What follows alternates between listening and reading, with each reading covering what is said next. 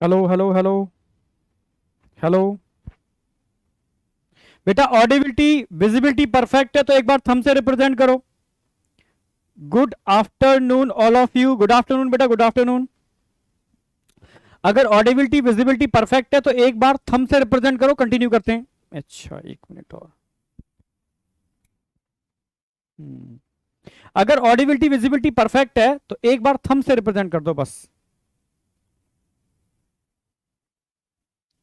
हाँ, okay okay okay. या दिल से आग लगा दो, एक ही बात है। ठीक है, दिल से आग लगा दो बस, समझ जाएंगे सब कुछ ओके है। और फटाफट खत्म करते हैं, एक सवा घंटे के अंदर, 1 घंटे में हो जाएगा कॉकरोच। ठीक है, 1 घंटे में हो जाएगा, 1 घंटे में बस आग लगा दो तेजी से।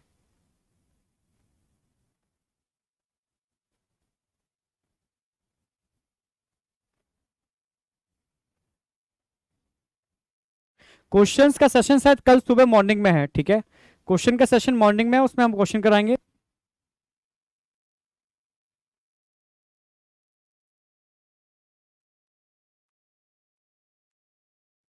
सर आप देखे तो टेंशन दूर नो डाउट बेटा, टेंशन होनी ही नहीं चाहिए। देखो, तैयारी हम एग्जाम की कर रहे थे, ठीक है, इतने सालों से आप, पूरी साल आपने मेहनत की, तो एग्जाम तो आएगा। ठीक है, और एग्जाम देना भी है, तो डर किस बात का? जब एग्जाम देना है तो तभी तो क्वालिफाई कर पाओगे, तो डर नहीं होना चाहिए एग्जाम का। ठीक है, नो डर। ठीक है, एकदम बिंदास हो गया एग्जाम दो यार। ठीक है, तो अच्छी तरीके से खेलोगे तो शायद अच्छा परफॉर्म करो, डर की वजह से खेलोगे तो डर के आप अच्छा परफॉर्म नहीं कर पाओगे, ध्यान रखना।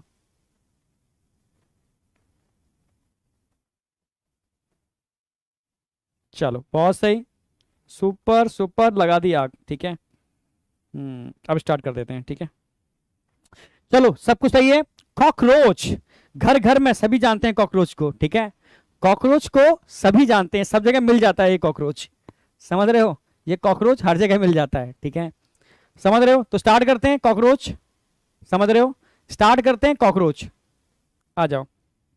तो कॉकरोच की बात चल रही थी। ठीक है, तो एनसीईआरटी के अकॉर्डिंग चलेंगे, NCERT line to line conceptual clear करके आगे बढ़ेंगे। ठीक है, तो सबसे पहले हम बात करते हैं वेटेज। वेटेज तो पता ही है आपको, स्ट्रक्चरल ऑर्गेनाइजेशन इन एनिमल के अंदर आता है, और स्ट्रक्चरल ऑर्गेनाइजेशन का टोटल वेटेज 4 क्वेश्चन का है, जिसमें से 2 क्वेश्चन अकेले और अकेले। अच्छा, ये दूसरा वेटेज आ गया, कोई नहीं, इसको हटा देते हैं। ठीक है, कल ही बता दिया था मैंने, स्ट्रक्चरल ऑर्गेनाइजेशन का वेटेज कितना है, 4 क्वेश्चंस का वेटेज है।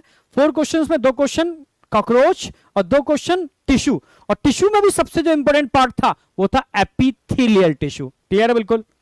तो कॉकरोच का एनसीईआरटी का एक पैरा है, उसमें साइज से रिलेटेड क्वेश्चन बन जाता है। ठीक है, नॉक्टर्नल होता है, ओमनीवोर्स है, और सब जगह पाया जाता है, ऑल ओवर बर्ड। ठीक है, साइज पर एक क्वेश्चन आता है, ये ध्यान रखना। कौन सी स्पीसीज जो आपको याद रखनी है, पेरीप्लेनेटा अमेरिकाना जो आपके सिलेबस में, उसको याद रखना है। ठीक है, एक दो पॉइंट है, जैसे cockroach are brown and black body animal that are include in class phylum arthropoda, ये हम जानते हैं भाई। कॉकरोच ऑर्थोपोड्स में आता है, ऑर्थो मतलब जॉइंटेड, पोडा मतलब लैग, जॉइंटेड लैग जहां पर होते हैं। ठीक है, bright yellow, red and green coloured cockroach has been also reproduce in tropical region. ठीक है, समझ रहे हो? Reported in tropical region, the size range, ये है इंपॉर्टेंट। ठीक है, अगर कॉकरोच के साइज की बात करता है तो 1-4 इंचेस से लेकर के 3 इंचेस, सेंटीमीटर में बात करेगा 0.6 से लेकर के 7.6 सेंटीमीटर, यहां से क्वेश्चन बनेगा। कॉकरोच के साइज की बात करेगा तो आपको 1-4 इंचेस से लेकर के 3 इंचेस, सेंटीमीटर में पूछेगा तो 0.6 से लेकर के, समझ रहे हो, 7.6 सेंटीमीटर कॉकरोच की बात चल रही है, कॉमन कॉकरोच की बात चल रही है। अगर इसी में पेरीप्लेनेटा अमेरिकाना की बात करता है, पेरीप्लेनेटा अमेरिकाना की बात करता है, तो आपको साइज क्या ध्यान रखना है, 34 से लेकर के 53 मिलीमीटर। किसके केस में बात कर रहे हैं? Periplaneta Americana. तो ये क्वेश्चन बन सकता है, अगर पेरीप्लेनेटा अमेरिकाना के साइज की बात करेगा तो 34 से 53 mm। नॉर्मल कॉकरोच की बात करेगा तो मैंने ऑलरेडी लिखाई दिया है यहां पर। ठीक है, 1-4 इंचेस से लेकर 3 इंचेस, सेंटीमीटर में 0.6 से लेकर के 7.6 सेंटीमीटर, याद हो गया होगा। ठीक है, चलो इसके अलावा बात करते हैं भाई, इनके पास लॉन्ग एंटीना होते हैं, लैग्स होते हैं, सब डिटेल में पढ़ाऊंगा ये आपको हेड में। ठीक है, हाँ, ये नॉक्टर्नल है, मतलब रात्रिचर है। ओमनीवोरस है, सर्वाहारी, सब कुछ खा लेता है भाई, कुछ भी ना मिले तो ये अपनी स्पीसीज, अपने बच्चों को भी खा लेता है, इतना दुष्ट है। ठीक है, सेम स्पीसीज के मेंबर को भी खा लेता है, इसलिए इसको बोलते हैं, समझ रहे हो, कैनिबैलिज्म। ठीक है, अपने ही मेंबर को खा लेना। ओमनीवोरस सब कुछ खा लेता है। ठीक है, that live in dam places, कहां मिलता है, डैम प्लेसेस पर मिलता है, थ्रू आउट द वर्ल्ड मिलता है। ठीक है, they have become resident of human homes, इसीलिए कह सकते हो ये कई टाइप के डिसऑर्डर के लिए वेक्टर का भी काम करता है, क्योंकि हमारे घरों में रहता है, हमारे आसपास रहता है, तो कई टाइप के डिसऑर्डर्स के लिए वेक्टर का भी काम करता है। जनरल इंफॉर्मेशन है, बाई चांस एक क्वेश्चन बन जाए तो पता होनी चाहिए। मॉर्फोलॉजी की बात करते हैं तो Periplaneta Americana, American cockroach, America से आया था, उसके साइज पर फोकस करना।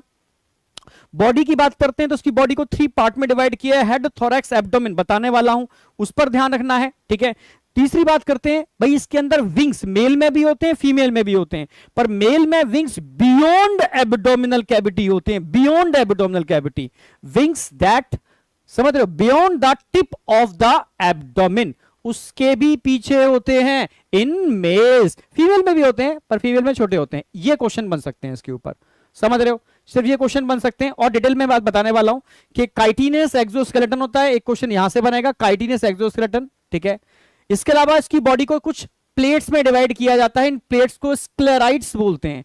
क्या बोलते हैं, स्क्लेराइड्स, बताने वाला हूं उसके बारे में भी। ठीक है, एक्सोस्केलेटन पूरे डिटेल में समझाऊंगा। ठीक है, साथ में यहां पर अर्थरोइडल जॉइंटेड अर्थरोइडल मेम्ब्रेन के बारे में 3 पॉइंट्स में समझाने वाला हूं डायग्राम के अंदर, एक्सोस्केलेटन के अंदर। अगर एक्सोस्केलेटन की बात करते हैं तो डायग्रामेटिकली ज्यादा समझ में आएगा। ये किससे मिलकर बना होता है exoskeleton, chitinous plate, chitinous plates, ये एनसीईआरटी में दे भी रखा है। ठीक है, काइटिनियस एक्सोस्केलेटन मतलब काइटिनियस प्लेट, जिनको स्क्लेराइड्स बोल सकते हैं। ठीक है, काइटिनियस प्लेट जिनको हम क्या बोलते हैं, स्क्लेराइड्स बोलते हैं। ठीक है, काइटिनियस प्लेट, काइटिनियस प्लेट्स क्या बोलते हैं इनको, स्क्लेराइड्स। ये क्वेश्चन आ सकता है, स्क्लेराइड्स क्या होते हैं। ठीक है, अगर मैं काइटिनियस प्लेट्स की बात करता हूं तो इस पर भी क्वेश्चन बन जाता है काइटिनियस प्लेट के ऊपर।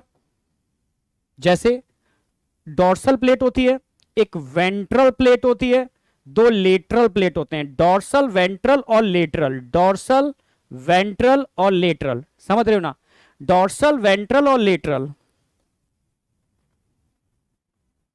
डॉर्सल प्लेट, वेंट्रल प्लेट और लेटरल प्लेट।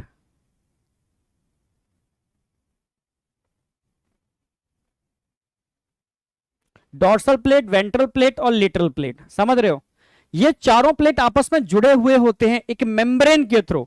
ठीक है, यानी ये चारों प्लेट एक दूसरे के ऊपर आर्टिकुलेट कर सकते हैं, समझना मेरी बात, यानी जॉइंट्स हैं यहां पर। ठीक है, इस जॉइंट, इस मेम्ब्रेन को, जो इन जॉइंट्स को बनाने का काम करती हैं, इन ऑर्थो को बनाना का काम करती हैं, तो उसका नाम क्या रखा हमने, ऑर्थोरॉइडल मेम्ब्रेन। क्या बोलते हैं इसको, ऑर्थोरॉइडल मेम्ब्रेन। ठीक है, ऑर्थोरॉइडल,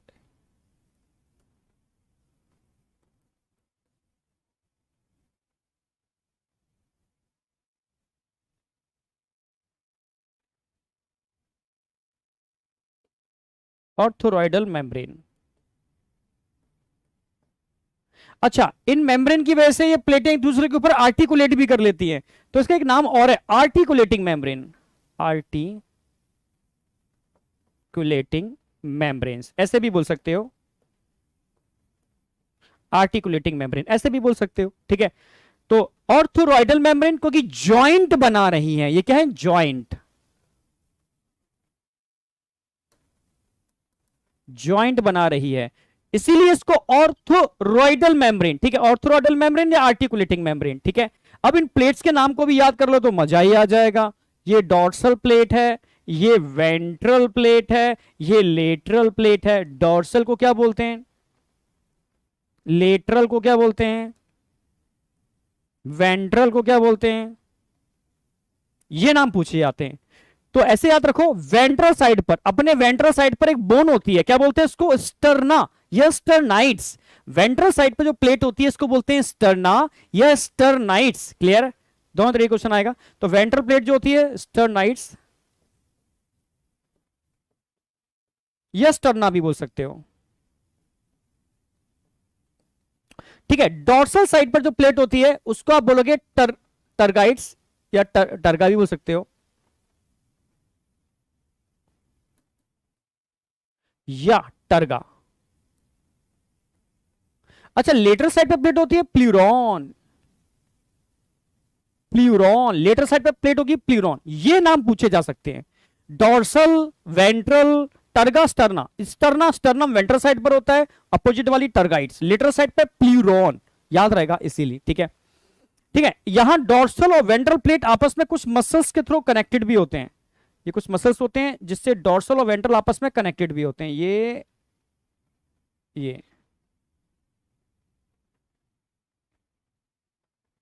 इनको हम बोलते हैं टर्गोस्टर्नल मसल्स, टर्गोस्टर्नल मसल्स।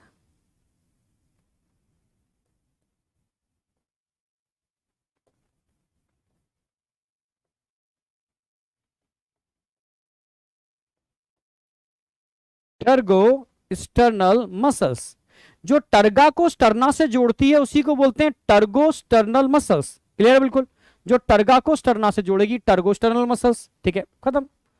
तो इतना आपको ध्यान रखना है, टर्गोस्टर्नल मसल रेस्पिरेशन में हेल्प करते हैं, क्या करते हैं समझाऊंगा आगे, ठीक है। आगे बढ़ते हैं, अब समझना, ये जनरल बॉडी स्ट्रक्चर है, एक क्वेश्चन इस पर भी आया हुआ है, ठीक है। अगर ध्यान से देखो तो इसका एक प्लेट नजर आ रहा है, पूरी प्लेट है जो हमारे थोरैक्स के आगे के चैम्बर को कवर करती है, ठीक है, प्रोथोरैक्स को कवर करती है, इसको प्रोनोटम बोलते हैं। It is a covering of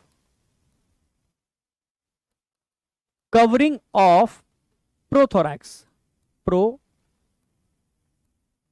ये पूछ सकता है, ये ध्यान रखना। प्रोनोटम नया क्वेश्चन बना नहीं है अभी तक। टैगमिना पर मैं हर साल बोलता था क्वेश्चन आएगा, लास्ट ईयर आ भी गया। टैगमिना, टैगमिना हम 4 विंग्स को बोलते हैं,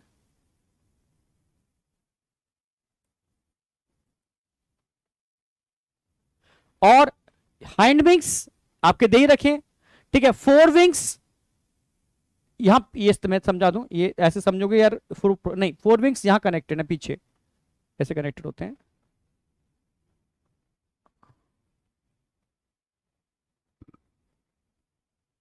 एक्चुअली 4 विंग्स जो होते हैं वो मीजोथोरैक्स से जुड़ते हैं, और जो हाइंड विंग्स होते हैं बेटा वो मेटाथोरैक्स से जुड़ते हैं, मेटाथोरैक्स।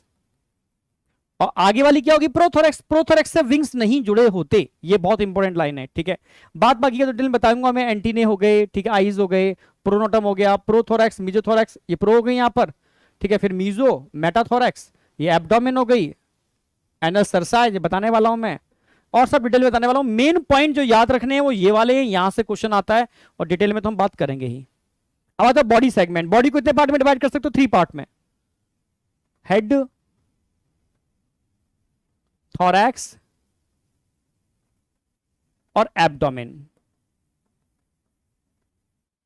हेड, थोरैक्स और एब्डोमेन, ठीक है। अगर मैं हेड की बात करता हूं, पर एक बार क्वेश्चन ऐसे आया हुआ है इसलिए ध्यान रखना है आपको, एम्ब्रियो, क्योंकि एनसीईआरटी ने घुमा के पूछा भी है, और एडल्ट, थोड़ा आपको याद रखना पड़ेगा, एम्ब्रियो और एडल्ट की बात चल रही है। अगर मैं आपसे पूछूं कि प्रोथोरैक्स में नंबर ऑफ, हेड में कितने सेगमेंट होते हैं, एम्ब्रियो के अंदर कितने होते हैं, एडल्ट में, एम्ब्रियो में सिर्फ एक ही सेगमेंट होता है और एडल्ट में 6 सेगमेंट होते हैं, सॉरी, एम्ब्रियो में 6 सेगमेंट होते हैं और एडल्ट में सिर्फ फ्यूज होकर के एक ही सेगमेंट रह जाता है, यानी यहां सारे सेगमेंट आपस में फ्यूज हो गए और एडल्ट में एक सिंगल सेगमेंट रह गया। ये एनसीईआरटी में दे रखा है, एनसीईआरटी, ये एनसीईआरटी में दे रखा है, तो यहां से क्वेश्चन बन जाएगा एक, बस ये ध्यान रखना। हेड का फॉर्मेशन कितने सेगमेंट के फ्यूज होने से होता है, ये 6 सेगमेंट आपस में फ्यूज होकर के सिंगल हेड का फॉर्मेशन करते हैं। अगर मैं थोरैक्स की बात करता हूं, थोरैक्स में कितने, एम्ब्रियो में भी 3 और एडल्ट में भी 3, यानी वो कौन सा पार्ट है बॉडी का जिसमें एम्ब्रियो और एडल्ट में कोई फ्यूजन नहीं होता, नंबर ऑफ सेगमेंट इक्वल होते हैं, थोरैक्स। जबकि एब्डोमेन की अगर मैं बात करूं ना, तो एब्डोमेन में यहां पर 11 सेगमेंट और यहां पर 10 सेगमेंट होते हैं, यानी कितना सेगमेंट फ्यूज किया, सिंगल सेगमेंट फ्यूज किया। क्लियर है, यानी टोटल नंबर ऑफ सेगमेंट की अगर बात करोगे ना, टोटल नंबर ऑफ सेगमेंट की बात करोगे तो एम्ब्रियो के अंदर 20 सेगमेंट होंगे और एडल्ट के अंदर 14 सेगमेंट होंगे। क्लियर है बिल्कुल, total segment. Total segments. Clear है बिल्कुल। तो ये बॉडी सेगमेंट पर भी क्वेश्चन बन सकता है बेसिक, ठीक है। ये एनसीईआरटी के 2 पैरा कंप्लीट हो जाते हैं। आगे आ जाओ।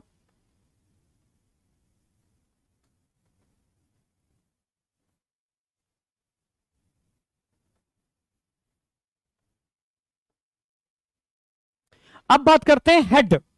अब एक एक करके पकड़ करेंगे, ठीक है। पहले हेड को कवर करेंगे, ठीक है। पहले हेड को कवर करेंगे, फिर थोरैक्स को कवर करेंगे, फिर एब्डोमेन को कवर करेंगे, ठीक है।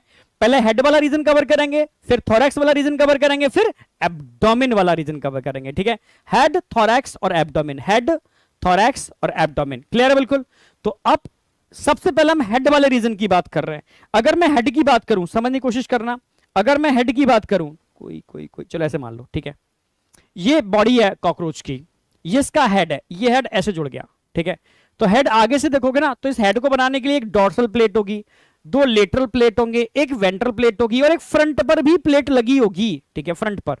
तो इस तरीके से ध्यान रखना है, कॉकरोच के हेड को बनाने के लिए ऊपर जो प्लेट होती है वर्टेक्स, फ्रंट पर फ्रॉन्स, फ्रंट पर फ्रॉन्स, लेटरल साइड में जीना और लोअर साइड में, ठीक है, आपको ध्यान रखना है यहां पर क्लाइपियस, क्लाइपियस लोअर साइड में clypeus, dorsal vertex, ventral side में क्लाइपियस, लेटरल साइड में जीना, फ्रंट पर फ्रॉन्स। इससे मिलकर के पूरा हेड रीजन बन जाता है, पूरा हेड वाला रीजन बन जाता है।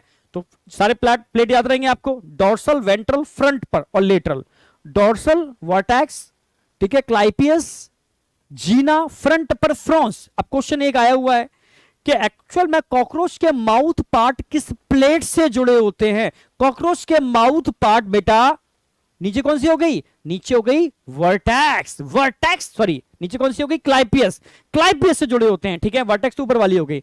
तो ये क्वेश्चन आया हुआ है, very very very important. Mouth part attach with clypeus, ठीक है। तो माउथ पार्ट किससे अटैच होते हैं, क्लाइपियस से। तो दिख भी रहा है, mouth part of cockroach attach with clypeus. किस टाइप के माउथ पार्ट होते हैं, ये क्वेश्चन पूछा जाता है, वेरी वेरी वेरी इंपॉर्टेंट, ठीक है। आप बोलोगे बाइटिंग एंड च्यूइंग टाइप के, खाने और चबाने वाले, खाने और चबाने वाले। क्लियर बिल्कुल। तो कॉकरोच के mouth part biting and chewing type के होते हैं, खाने और चबाने वाले होते हैं, समझे, ठीक है। अच्छा, माउथ पार्ट को डिवाइड करो, समझना। माउथ पार्ट में सबसे पहले अपना माउथ पार्ट देख लो, अपर लिप्स, लोअर लिप्स, दोनों के बीच में टंग, समझ रहे हो, अपर लिप्स, लोअर लिप्स, दोनों के बीच में टंग, अपर जॉ और लोअर जॉ, बस यही तो याद कर रखने हैं आपको, ठीक है। टंग को हाइपोफेरिंक्स बोलते हैं, ठीक है। अपर लिप्स को लैब्रम और लोअर लिप्स को लेबियम बोलते हैं। लेबलिंग अंदर होती है, लेबलिंग अंदर होती है, लोअर लिप्स को लेबियम बोलते हैं, याद रखना, लैब्रम, लेबियम, हाइपोफेरिंक्स बीच में हो गई। मैक्सिला पल्प की फॉर्म में होता है, मैंडिबल चबाने वाले टीथ होते हैं। क्लियर है बिल्कुल। तो मैं लिख दिया कि mouth part biting and chewing type के होते हैं, labrum upper lips, labium lower lips. ये बहुत ज्यादा इंपॉर्टेंट है, क्वेश्चन हमेशा इसी पर आता है, मानो वेरी वेरी वेरी इंपॉर्टेंट। क्यों, लैब्रम लेबियम मैच करते हैं, upper lip lower lip match करते हैं, और यही क्वेश्चन रखता है, यही गलती करके भी बच्चा आता है। तो मैंने बताया लेबियम, लेबलिंग कहां होती है, अंदर होती है, तो लेबियम अंदर होती है, तो लेबियम मतलब लैब्रम, लेबियम लोअर लिप्स है, लैब्रम अपर लिप्स है, ठीक है। हाइपोफेरिंक्स याद रहेगा टंग। मैक्सिला और मैंडिबल, मैक्सिला अपर पल्प होते हैं, बड़े बड़े पल्प, मैक्सिलरी पल्प, ठीक है, सेंसरी पल्प आर प्रेजेंट, जबकि लोअर जो काइटिनियस टीथ होते हैं, लोअर जो काइटिनियस टीथ होते हैं, ठीक है। अब जो मैक्सिलरी पल्प होते हैं ना, बड़े बड़े पल्प, ठीक है, सेंसरी पार्ट लगे होते हैं। ऐसे ही लैब्रम और लेबियम में से एक पार्ट होता है जिसके पास सेंसरी पल्प होते हैं। तो क्वेश्चन आता है, लैब्रम और लेबियम जो लोअर लिब होता है ना, इसको सेकेंडरी मैक्सिला बोलते हैं, क्योंकि इसके पास भी सेंसरी पल्प प्रेजेंट होते हैं, इसके पास भी सेंसरी पल्प प्रेजेंट होते हैं। तो याद हो गया ना, कॉकरोच के हेड की बात कर रहा हूं, वर्टेक्स, क्लाइपियस, जेना, फ्रंट पर frons, mouth part attach with clypeus, mouth part attach with clypeus, ये रखना है, ठीक है। दूसरा ध्यान रखना है कि mouth part biting and chewing type के होते हैं, upper lips labrum, lower lips labium को हम सेकेंडरी मैक्सिला भी बोलते हैं। और अगर हम दोनों के बीच में बात करते हैं, टंग्स हाइपोफेरिंक्स, अपर और लोअर, भाई maxillary pulp lower mandible, maxillary pulp lower mandible, clear बिल्कुल, यहां तक कोई डाउट शाउट नहीं। सेकेंडरी मैक्सिलस, ठीक है, सेंसरी पल्प, बिल्कुल सही क्वेश्चन आएगा, तो यहां रखना आपको, यहां तक कोई डाउट शाउट है, ठीक है। अच्छा, टीथ किस टाइप के होते हैं? बाइटिंग एंड च्युइंग टाइप के होते हैं, बाइटिंग एंड च्युइंग टाइप के टीथ होते हैं, क्लियर है।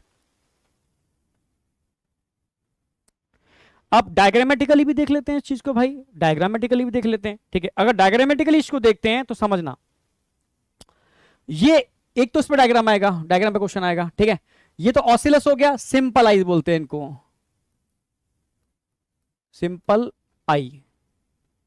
कंपाउंड आईज मेन आईज होते हैं फॉर विजन, एंटीने तो आपको समझ में आ ही रहे, ठीक है। अब यहां कंफ्यूजन होगा, ऐसे समझो, ये कॉकरोच इस तरीके से है, ठीक है, अपर और लोअर, तो आगे वाला होगा अपर लिप, लोअर वाला होगा पीछे वाला का लोअर लिप, ठीक है भाई। ऐसे मुड़ूंगा तो आगे अपर पीछे लोअर आ गया, ठीक है।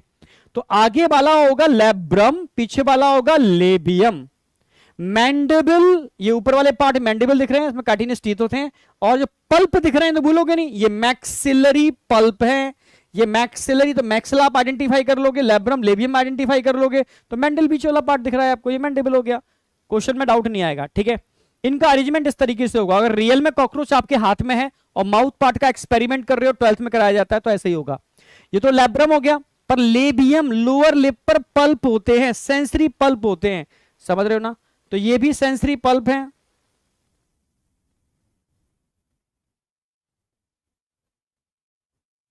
सेंसरी पल्प ये भी हैं, और मैक्सिला पर भी सेंसरी पल्प लगे होते हैं, समझे। तो सेंसरी पल्प कहां कहां होते हैं समझ में आ गई होगी, ओके। यहां तक बताओ, यस या नो?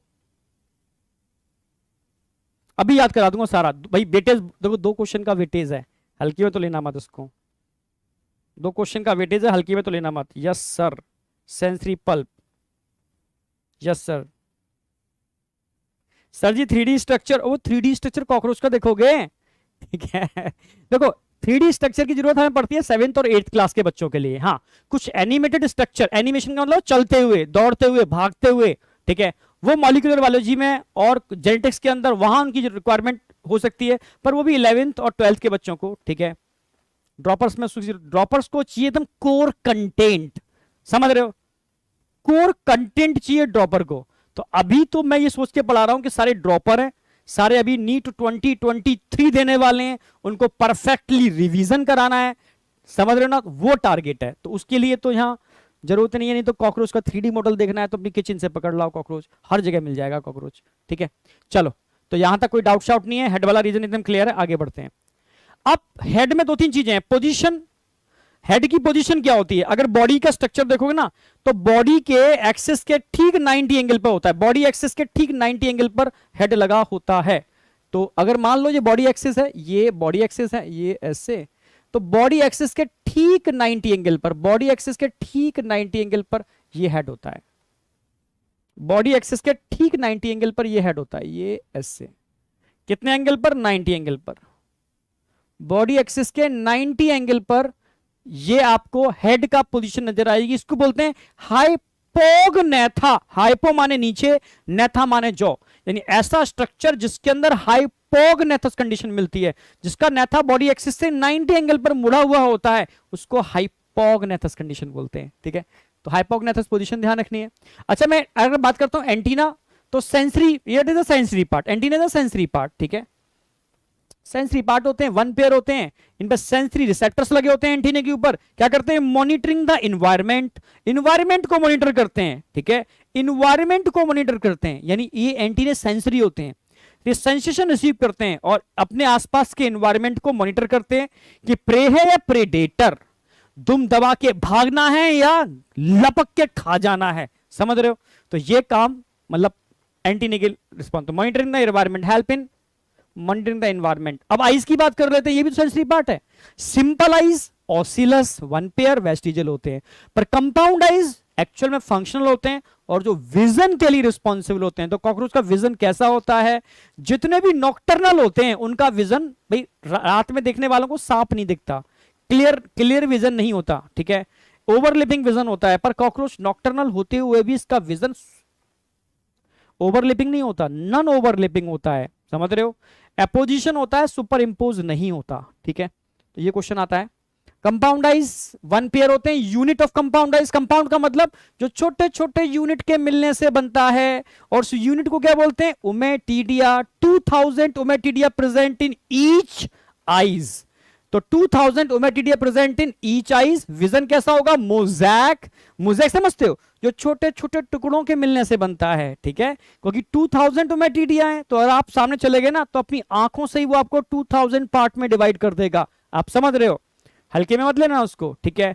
आंखों से ही आपको 2000 पार्ट में तोड़ देगा। कौन, कॉकरोच, ठीक है, क्योंकि उसका जो विजन होता है मोजैक। बचपन में गेम भी खेला होगा आपने, कोई इमेज आती थी, उसके टुकड़े मिलते थे, हमें उनको जोड़ना होता था, जोड़ करके एक इमेज बनानी होती थी, उसको मोजैक बोलते हैं। मोजैक जो छोटे छोटे पीस के मिलने से बनता है, मोजैक। और इमेज की बात करते हैं तो इमेज कैसी होगी, एपोजिशन या सुपर इंपोज। आप बोलोगे एपोजिशन, नॉन ओवरलैपिंग, एकदम क्लियर होती है, नॉक्टर्नल होते हुए भी, ठीक है, नॉन ओवरलैपिंग, एकदम क्लियर होती है, नॉक्टर्नल होते हुए भी। अब बात करते हैं थोरैक्स। हेड वाला रीजन पूरा हो गया, एकदम क्विकली समराइज करता हूं। हेड में सबसे पहले हमने कवरिंग की बात की, वर्टेक्स, क्लाइपियस, जीना, फ्रंट पर frons, mouth part attach with clypeus, biting and chewing type, labrum, labium, labium को हम सेकेंडरी पल्प भी बोलते हैं, हाइपोफेरिंक्स, मैंडिबल और मैक्सिला। मैक्सिला में पल्प होते हैं और लेबियम में पल्प होते हैं, खत्म, ठीक है। इसके अलावा हमने बात की थी पोजीशन, हाइपोगनेथस 90 एंगल पर होता है। एंटीने मेन काम मॉनिटरिंग द एनवायरनमेंट, सेगमेंटेड होते हैं और सेंसरी नेचर के होते हैं, ठीक है। एंटीने भी क्लियर हो गए। आई, सिंपलाइज, कंपाउंडाइज। सिंपलाइज वेस्टिजियल है, वन पेयर है, ऑसिलस बोलते हैं। कंपाउंडाइज वन पेयर होते हैं, विजन के लिए रिस्पॉन्सिबल होते हैं। मोजैक विजन होता है। मोजैक जो छोटे छोटे इमेज के जुड़ने से जो बनता है वो मोजैक है, समझ रहे हो मेरी बात। और भाई रात्रिचर है, नॉक्टर्नल, फिर भी साफ सुथरा दिखता है, क्यों, क्योंकि इसका इमेज सुपर इंपोज नहीं होता, एपोजिशन होता है। कैसा होता है, एपोजिशन। अब बताओ यहां तक क्लियर हुआ या नहीं हुआ। फिर बात करते हैं थोरैक्स की। हेड वाला region clear, super super super super super super super, एकदम बढ़िया। अब बात करते हैं थोरैक्स की। अगर मैं थोरैक्स की बात करता हूं तो थोरैक्स में कितने सेगमेंट होते हैं, टोटल सेगमेंट थोरैक्स में, हेड में एक सेगमेंट होता है, थोरैक्स में 3 सेगमेंट होते हैं। तो 3 पार्ट में डिवाइड करेंगे, prothorax, mesothorax, metathorax. Pro, meso, meta, किस किस में, प्रोथोरैक्स, मीजोथोरैक्स और मेटाथोरैक्स। तो 3 पार्ट में डिवाइड कर रहे हैं हम थोरैक्स को। फिर से बोल रहा हूं, प्रोथोरैक्स, मीजोथोरैक्स और मेटाथोरैक्स, ठीक है। तो थोरैक्स को हम 3 पार्ट में डिवाइड करेंगे, प्रोथोरैक्स, मीजोथोरैक्स और मेटाथोरैक्स। क्लियर है बिल्कुल। ये मतलब समझ रहे हो, डायग्राम मेरे थोड़े से अलग होते हैं, ठीक है। अलग का मतलब कंसेप्चुअल, ठीक है, वास्तविकता से कोई संबंध नहीं है, पर कंसेप्चुअल एकदम परफेक्टली ब्रेन में सेट होंगे, ठीक है। तो बॉडी थोरैक्स को 3 पार्ट में डिवाइड किया, मैंने बताया था। प्रोथोरैक्स के ऊपर एक प्लेट लगी होती है, कवरिंग होती है, क्या बोलते हैं इसको, pronotum. Pronotum is a covering of prothorax, मैंने डायग्राम में भी दिखाया था। Pronotum is a covering of prothorax. Clear बिल्कुल। अब आगे बढ़ते हैं।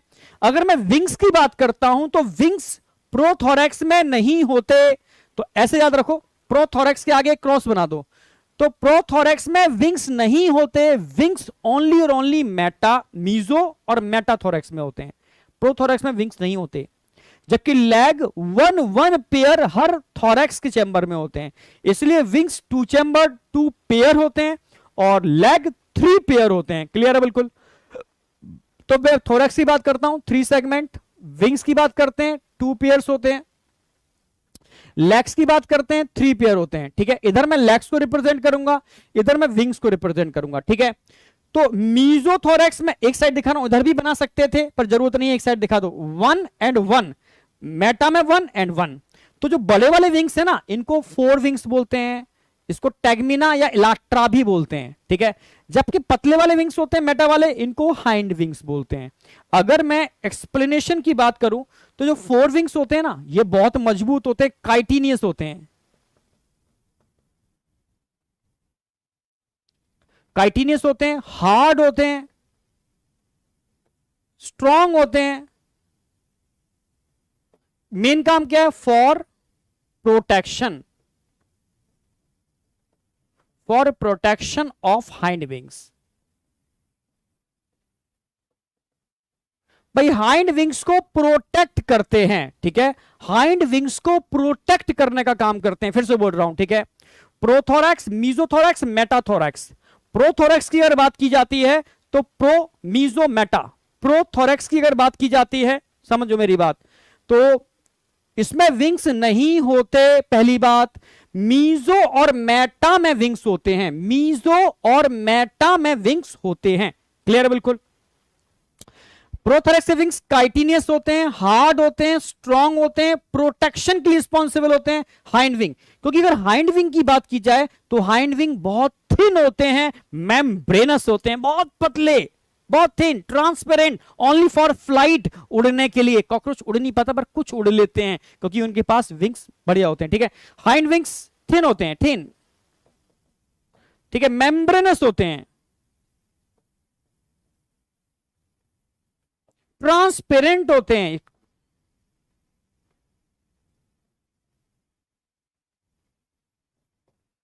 फॉर फ्लाइट, फॉर फ्लाइट, उड़ने के लिए रिस्पॉन्सिबल होते हैं भाई, उड़ान, ठीक है। तो इसके लिए कौन रिस्पॉन्सिबल होता है? इसके हाइंड विंग्स, मेम्ब्रेनस, सॉफ्ट। समझ रहे हो ना मेरी बात? तो विंग समझ में आ गए, 4 wings, hind wings, 1 pair and 1 pair. Prothorax में विंग्स नहीं होते। अब लेग की बात कर लेते हैं। लेग, अपने लेग याद है ना, स्केलेटल सिस्टम, बस मैच कर दो, ठीक है भाई। इतना ध्यान रखो, सबसे पहले कॉक्सा, अपनी हाफ ऑफ पेल्विक को क्या बोलते थे? Coxal. Half of pelvic coxal, तो इसकी भी पहली बोन कौन सी हो जाएगी? कॉक्सा। तो पहली कॉक्सा आ गई। फिर अपनी थाई बोन आ जाती है। थाई बोन को हम क्या बोलते हैं? थाई बोन को हम फीमर बोलते हैं।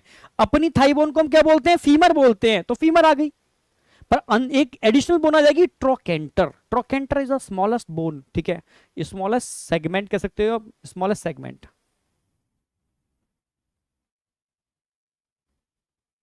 It is the smallest part है, सबसे स्मॉलेस्ट ट्रोकेंटर होता है जो कॉक्सा को फीमर से जोड़ता है। सबसे लॉन्गेस्ट टीबिया होती है, सबसे लॉन्गेस्ट टीबिया होती है। तो कॉक्सा, ट्रोकेंटर, फीमर, टीबिया, और फिर अपने एंकल्स में टार्सल होते हैं ना, यहां पर टार्सस होते हैं, समझ रहे हो? कार्पल रिस्ट में, टार्सल साथ एंकल्स में। तो यहां पर टार्सस होंगे, 5 होंगे, 5 सेगमेंट, छोटे छोटे 5 सेगमेंट होते हैं, जिनमें लास्ट सेगमेंट होता है क्लो, जिसमें लगा होता है एरोलियम। एरोलियम जिससे वैक्यूम जनरेट कर लेता है। समझ रहे हो? मूवी देखी आपने बादशाह? बादशाह सुना होगा आपने, बड़ी बढ़िया मूवी है। उसमें वो जासूस बना है, ठीक है, समझ रहे हो? जैसे वो व्योमकेश बख्शी आता था, ठीक है, एक समझ रहे हो, जासूस बनाया इसके अंदर। तो वो क्या करता था, शूज होते थे उसके पास, शूज पहन करके वो खड़ी दीवार पे चढ़ जाता था, ठीक है। तो बस ये अपने एरोलियम को एक्टिवेट करता है और खड़ी दीवार पे चढ़ सकता है, ठीक है, वैक्यूम क्रिएटर का काम करता है ये, ठीक है। तो लेग भी क्लियर हो गए। फिर से एक बार मैं समराइज करता हूं। थोरैक्स में कितने सेगमेंट होते हैं? 3, प्रो, मीजो, मेटा। प्रोथोरैक्स की कवरिंग को प्रोनोटम बोलते हैं, ये क्वेश्चन बन सकता है, ठीक है। थोरैक्स में मेनली विंग्स और लेग पर फोकस करना है। विंग्स 2 होते हैं, कौन कौन से? 4 विंग्स, हाइंड विंग्स। 4 विंग्स ध्यान रखना है आपको, इनको टेगमिना इलाट्रा बोलते हैं। ये हार्ड होते हैं, स्ट्रांग होते हैं, काइटिनस होते हैं, और हाइंड विंग को प्रोटेक्ट, ढक के रखते हैं, ठीक है। जबकि हाइंड विंग की बात करते हैं, थिन होते हैं, मेम्ब्रेनस होते हैं, ओनली फॉर फ्लाइट। लेग की बात करते हैं भाई, पहला कॉक्सा, फिर ट्रोकेंटर, फीमर, टीबिया, ठीक है, और टार्सस। 5 टार्सस होते हैं, लास्ट में क्लॉ लगा होता है, उसमें भी पीछे एरोलियम होता है वैक्यूम जनरेट करने के लिए। याद हुआ या नहीं हुआ? फटाफट बताओ। थोरैक्स हमारी कंप्लीट होती है बेटा यहां पर। अब फाइनली हम बात करते हैं abdomen. Abdomen, total number of segment in abdomen, adult के केस में 10 सेगमेंट। टोटल सेगमेंट कितने होंगे? 10 सेगमेंट होंगे, 10 सेगमेंट्स होंगे, टोटल 10 सेगमेंट्स होंगे, ठीक है। तो मैं लास्ट के सेगमेंट की बात करता हूं। तो लास्ट के सेगमेंट में ध्यान से देखो, यहां कुछ स्ट्रक्चर देखने को मिल रहा है आपको, ये स्ट्रक्चर देखने को मिल रहा है, ये जो मेल और फीमेल दोनों में है। जबकि एक स्ट्रक्चर देखने को मिल रहा है आपको, ये वाला, ये ओनली और ओनली मेल में प्रेजेंट है, फीमेल में नहीं होता। इसको बोलते हैं anal style. Anal style style यहां पर मेल, मेल स्टाइल, ठीक है, फीमेल स्टाइल नहीं है, ठीक है। यहां पर क्या है, एनल सर्काई। अगर एनल स्टाइल की बात करते हैं, anal style only present in male, anal cerci present in both sex, male and female, ठीक है। एनल स्टाइल की बात करते हैं, present only in male, present in both sex, present in both sex, male में भी होते हैं और फीमेल में भी होते हैं, मेल एंड फीमेल, मेल और फीमेल दोनों में होते हैं, present in both sex, male और फीमेल दोनों में होते हैं, क्लियर है बिल्कुल। जो मेल और फीमेल दोनों में, दोनों सेक्स में प्रेजेंट है, ठीक है, वो एनल सर्काई है। Anal style present only in male, एक बात क्लियर है? यहां तक कोई डाउट शॉट है तो बताओ, एकदम जबरदस्त तरीके से क्लियर होना चाहिए, ठीक है। अब बात कर लेते हैं एनल स्टाइल के बाद, प्रेजेंट ओनली इन मेल, ठीक है। वन पेयर होते हैं प्रेजेंट ऑन 9th सेगमेंट, ये क्वेश्चन आएगा, one pair present on 9th segment, ये भी वन पेयर होते हैं, ठीक है, वन पेयर होते हैं, सेगमेंटेड होते हैं, सेगमेंटेड 10 सेगमेंट से मिलकर बने होते हैं, 10 सेगमेंट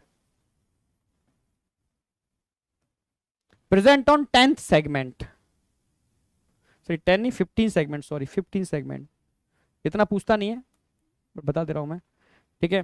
तो ये भी वन पेयर होते हैं,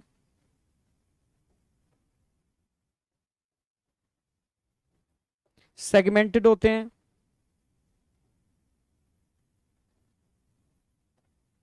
ठीक है, वन पेयर, ये अनसेगमेंटेड होते हैं, अनसेगमेंटेड,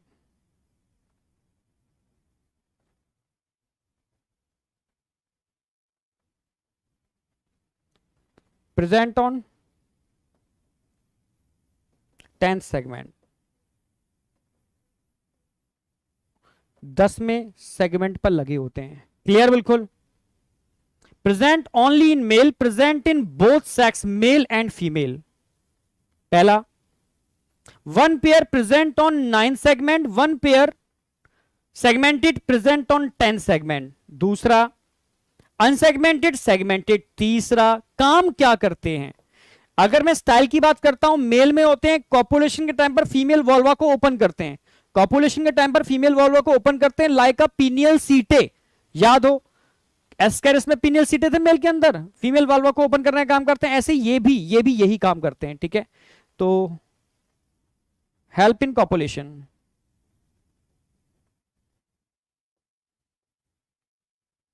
जबकि अगर मैं बात करता हूं एनल सर्काई की, तो इन पर साउंड रिसेप्टर लगे होते हैं, साउंड रिसेप्टर,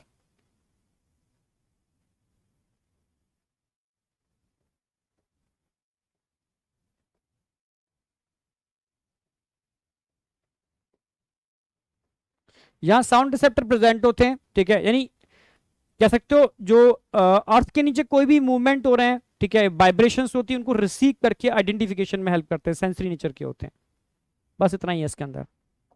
अब एब्डोमेन में जेनाइटल पाउच की बात कर लेते हैं, जेनाइटल चैम्बर की बात कर लेते हैं एब्डोमेन के अंदर।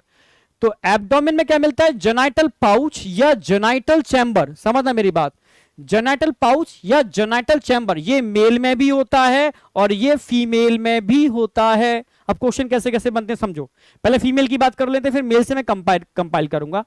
फीमेल में ये चैम्बर कितने सेगमेंट के मिलने से बनता है? 7, 8, 9 वेंट्रल साइड पर, समझना। कॉकरोच है तो जेनेटल चैम्बर कहां होगा? नीचे तो होगा वेंट्रल साइड पर। तो 3 प्लेट फ्यूज हो जाती हैं, 7, 8 और 9, नीचे 3 प्लेट फ्यूज होकर के एक चैम्बर बनाती हैं, ठीक है। तो वेंट्रल साइड पर 7 जो प्लेट होती है सबसे बड़ी होती है और बोट शेप होती है, एनसीईआरटी ने दे रखा है, लार्जेस्ट होती है और बोट शेप होती है, आप समझ लो, large and boat shape 7th वाली। 8 और 9 इसमें फ्यूज हो जाती है वेंट्रल साइड पर और एक चैम्बर बनता है, इसको बोलते हैं genital chamber in case of female. इस चैम्बर के भी दो पार्ट हो सकते हैं, एंटीरियर और पोस्टीरियर, वो मैं डायग्राम में दिखा सकता हूं आपको, ज्यादा अच्छे समझ में आएगा। मेल, तो मेल का चैम्बर ध्यान से देखो, सॉरी फीमेल, फीमेल का चैम्बर ध्यान से देखो। तो फीमेल के चैम्बर में जब ध्यान से देखोगे तो आपको यहां पर ऊपर वाला पार्ट तो एंटीरियर दिखेगा, नीचे वाला पार्ट आपको पोस्टीरियर दिखेगा। नीचे पी लिख देता हूं, ऊपर ए लिख देता हूं। तो ऊपर एंटीरियर है, नीचे पोस्टीरियर है। एंटीरियर वाले पार्ट में जेनाइटल चैम्बर, जेनिटल पोर भी खुलता है, कोलेटरल ग्लैंड भी खुलते हैं, और स्पर्मेथिका की ओपनिंग भी यहीं पर ही होती है। ये तीन ओपनिंग होती है एंटीरियर साइड पर पोस्टीरियर साइड पर गोनेपोफाइसिस होते हैं, प्लेट्स होते हैं, कोई ओपनिंग नहीं होती। ये दो चीजें बहुत पूछी जाती हैं, तो उसको मैंने रिप्रेजेंट कर दिया है यहां पर, ठीक है। तो एंटीरियर साइड पर opening of female genital pore, opening of spermatheca, spermatheca जो स्पर्म को रिसीव करते हैं, ठीक है, जो स्पर्म को रिसीव करते हैं, ठीक है, spermatheca, and collateral gland, collateral gland, इन तीनों की ओपनिंग एंटीरियर साइड पर होती है, जबकि पोस्टीरियर साइड पर gonapophysis, it is a chitinous plate. तो फीमेल की बात हो गई, अब मेल की बात कर लेते हैं, ठीक है। अगर मैं मेल की बात करूं तो मेल में थोड़ा सा टिपिकल सा लगेगा आपको, ठीक है, समझना। मेल के अंदर उसका फॉर्मेशन 9th प्लस 10th और 9th और 10th आप बोलोगे डॉर्सल साइड। डॉर्सल का मतलब हो गया नीचे स्टर्ना टर्गा, ठीक है, डॉर्सल यानी टर्गा, और 9th क्या हो गया, वेंट्रल स्टर्ना। यानी ऊपर की साइड 9th और 10th प्लेट फ्यूज करते हैं, और नीचे की साइड ओनली 9 प्लेट फ्यूज करके इसका फॉर्मेशन करती है। समझ रहे हो ना? ऊपर की साइड 9th और 10th प्लेट फ्यूज करते हैं, नीचे की साइड 9 प्लेट। तो सर ऐसा कैसे पॉसिबल है? ऐसे पॉसिबल है, ध्यान से देखो, 9 और 10th, 9th और 10th, जो चैम्बर बनेगा ना तो कुछ ऐसा बनेगा, ऐसा और ऐसा, यहां पर एनएस हो जाता है, ये चैम्बर बन गया। तो चैम्बर जब बनता है ना, चैम्बर बनेगा, नीचे से तो क्या होगा, ये होगा, ऊपर से दो सेगमेंट फ्यूज कर गए। अच्छा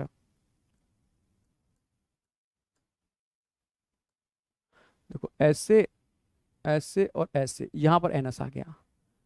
तो चैम्बर जब बनेगा ना तो ऐसा बनेगा, नीचे की साइड में तो सिर्फ 9th वाला सेगमेंट है, ऊपर की साइड में 9th और 10th है, तो ऊपर से थोड़ा ब्रॉड होता है, नीचे से नैरो होता है। समझ में आ गया होगा? इसलिए ऊपर डोर्सल साइड टर्गा 9 और 10 सेगमेंट फ्यूज करते हैं, वेंट्रल साइड पे ओनली स्टर्ना फ्यूज करती है, इस चैम्बर को बनाती है, इसमें यहां पर एनस होता है, ठीक है। तो मेल में चैम्बर का फॉर्मेशन किसके सेगमेंट के होने से होता है, समझ में आ गया होगा। इसमें भी आप डिवाइड कर सकते हो डोर्सल और वेंट्रल, या anterior posterior, anterior posterior. Anterior side पर तो एनस होगा, पोस्टीरियर साइड पर काइटिन की प्लेट्स होती हैं, अभी दिखाऊंगा।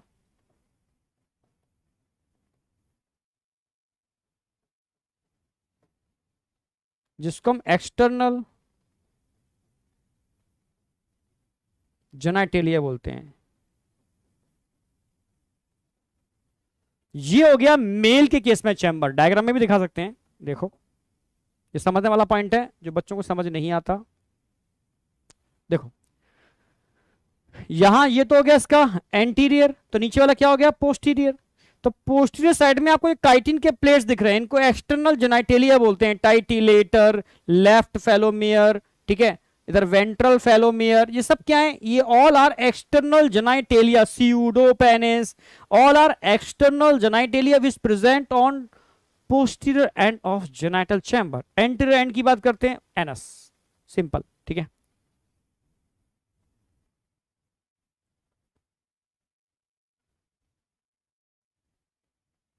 चलो ये बहुत इंपॉर्टेंट था, इस पर क्वेश्चन आता है और बहुत बच्चे कंफ्यूज भी रहते हैं। फिर कंक्लूड कर रहा हूं, जेनाइटल पाउच की बात कर रहे हैं, फीमेल में भी होता है, मेल में भी होता है। फीमेल में 7, 8 और 9 वेंट्रल साइड पर 3 प्लेट के फ्यूज होने से बनता है, 7 लार्ज होती है और बोट शेप होती है, क्लियर है। इसके भी एंटीरियर पोस्टीरियर पार्ट होते हैं, एंटीरियर पार्ट पर 3 ओपनिंग होते हैं, ठीक है, एक फीमेल गोनोपोर, एक स्पर्मेथिका की और कोलेटरल ग्लैंड की ओपनिंग। पोस्टीरियर एंड पर ओनली एक्सटर्नल जेनाइटेलिया होते हैं, काइटिन की प्लेट। क्लियर है? अब मेल के अंदर ये 9 और 10 ऊपर की साइड में, नीचे की साइड में 9 सेगमेंट के फ्यूज होने से बनता है। इसमें एंटीरियर एंड पर एनस होता है, तो पर पोस्टीरियर एंड पर देखोगे तो काइटिनियस प्लेट होते हैं, इनको एक्सटर्नल जेनाइटेलिया बोलते हैं। कोई डाउट शाउट है तो मुझे बताओ।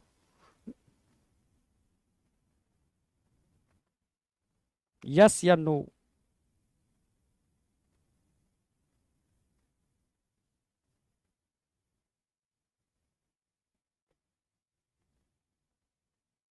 बताओ फटाफट, डाउट नहीं है तो तेजी से आग लगाओ, तेजी से। समझ में आ गया तो यस लिखिए। अच्छा, बच्चे ही लिख रहे हैं, बहुत बढ़िया। अरे बस दिल से तुम आग लगा दिया करो, बस और कुछ नहीं, दिल से आग लगा दिया करो, ठीक है?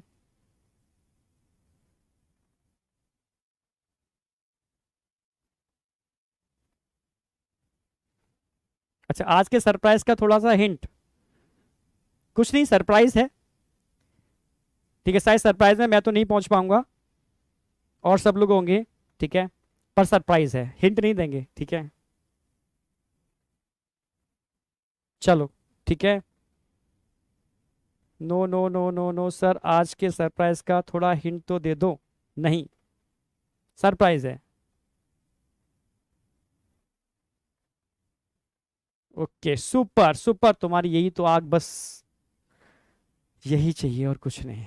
अब बात करते हैं, एक पार्ट हमारा खत्म हो गया कॉकरोच का, पूरी की पूरी उसकी जो मॉर्फोलॉजी थी एकदम ब्रेन में सेट हो गई होगी। अब एनाटॉमी की बात कर लेते हैं। एनाटॉमी के अंदर हम सारे सिस्टम पढ़ेंगे, ठीक है? Digestive, respiratory, excretory, nervous, reproductive. Clear है? तो सबसे पहले हम बात करते हैं कॉकरोच का डाइजेस्टिव सिस्टम, एलिमेंट्री केनाल। समझ रहे हो? एलिमेंट्री केनाल, तो एलिमेंट्री केनाल को हम 3 पार्ट में डिवाइड करेंगे। एलिमेंट्री केनाल को 3 पार्ट में, फोरगट, मिडगट और हाइंडगट, ठीक है? फोरगट, मिडगट और हाइंडगट। फोरगट, मिडगट और हाइंडगट। समझे? तो हमने सबसे पहले उसकी एलिमेंट्री कैनाल को 3 पार्ट में तोड़ा, फोरगट, मिडगट, हाइंडगट। हमारी एलिमेंट्री कैनाल भी तो 3 पार्ट में डिवाइड होती है, फोरगट, मिडगट और हाइंडगट। फोरगट में अपर वाला पार्ट आ गया, मिडगट में मैक्सिमम पार्ट आ गया, हाइंडगट के अंदर एनल कैनाल वाला पार्ट आ गया, ठीक है? अब फोरगट की अगर बात करूं ना, 2-3 पॉइंट इस पर क्वेश्चन बन जाते हैं, मिडगट पे 2-3 पॉइंट और हाइंडगट पे 2-3 पॉइंट पे क्वेश्चन बन जाएंगे, ठीक है? तो अगर मैं फोरगट की बात करूं तो फोरगट का ओरिजिन क्या होगा, ये क्वेश्चन आएगा। फोरगट का ओरिजिन क्या होगा? ठीक है, मिडगट का ओरिजिन क्या होगा?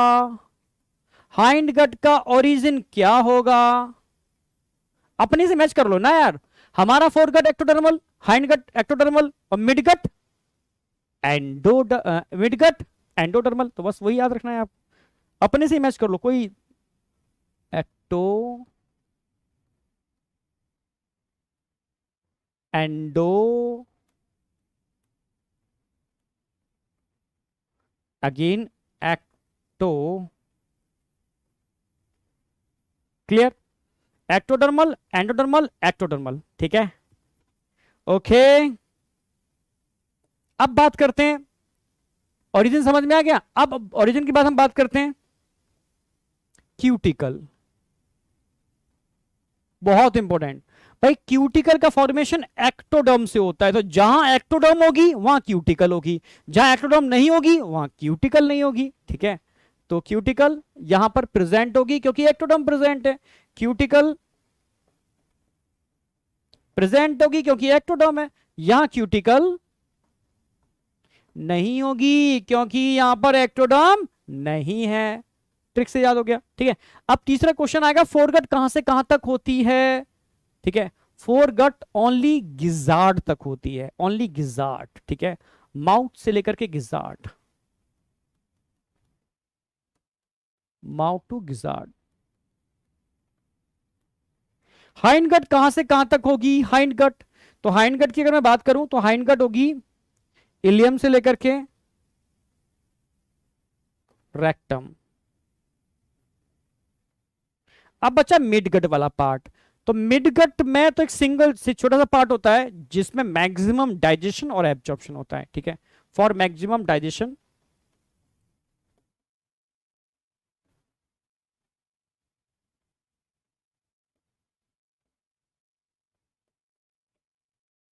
And absorption, for maximum digestion and absorption. Maximum digestion और एब्जॉर्प्शन के लिए जो रिस्पॉन्सिबल होती है वो मिडगट होती है, ठीक है। कोई डाउट? यस या नो?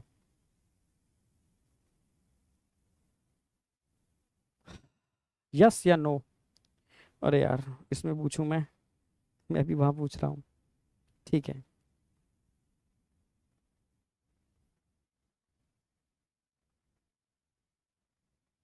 हाँ, इलियम टू रेक्टम, बिल्कुल सही, इलियम टू रेक्टम, ठीक है। तो ये मेन पॉइंट क्वेश्चन यहां से मिल जाएंगे। अब एनसीईआरटी के डायग्राम से क्वेश्चन मिलते हैं। एनसीईआरटी का डायग्राम देखोगे तो एनसीईआरटी के डायग्राम में सलाइवरी ग्लैंड दे रखे हैं। Salivary gland, salivary gland one pair होते हैं, बाय लोब्ड होते हैं, जिसके अंदर ओनली और ओनली कार्बोहाइड्रेट डाइजेस्टिव एंजाइम होते हैं। ओनली और ओनली कार्बोहाइड्रेट डाइजेस्टिव एंजाइम, जैसे हमारी सलाइवा में ओनली स्टार्च डाइजेस्टिव एंजाइम होते हैं, ऐसे इसकी सलाइवा में ओनली कार्बोहाइड्रेट डाइजेस्टिव एंजाइम होते हैं। समझे? क्लियर है बिल्कुल। वन पेयर होते हैं, बाय लोब्ड होते हैं, डायग्राम में दिख रहा होगा, एक सलाइवरी ग्लैंड है इस साइड, एक इधर, तो टोटल वन पेयर हो गए। बाय लोब्ड है, एक एक के अंदर दो दो लोब होते हैं, ठीक है। ओनली स्टार्च डाइजेस्टिव या कार्बोहाइड्रेट डाइजेस्टिव एंजाइम रिलीज करते हैं। अब ये आगे जाकर के फेरिंग्स, और फेरिंग्स खुलता है ईसोफेगस, और ईसोफेगस एक स्ट्रक्चर बनाती है। ईसोफेगस एक स्ट्रक्चर बनाती है, इसको क्रॉप बोलते हैं। क्या बोलते हैं इसको? क्रॉप। क्रॉप का मेन पर्पस क्या होता है? Storage and digestion of food.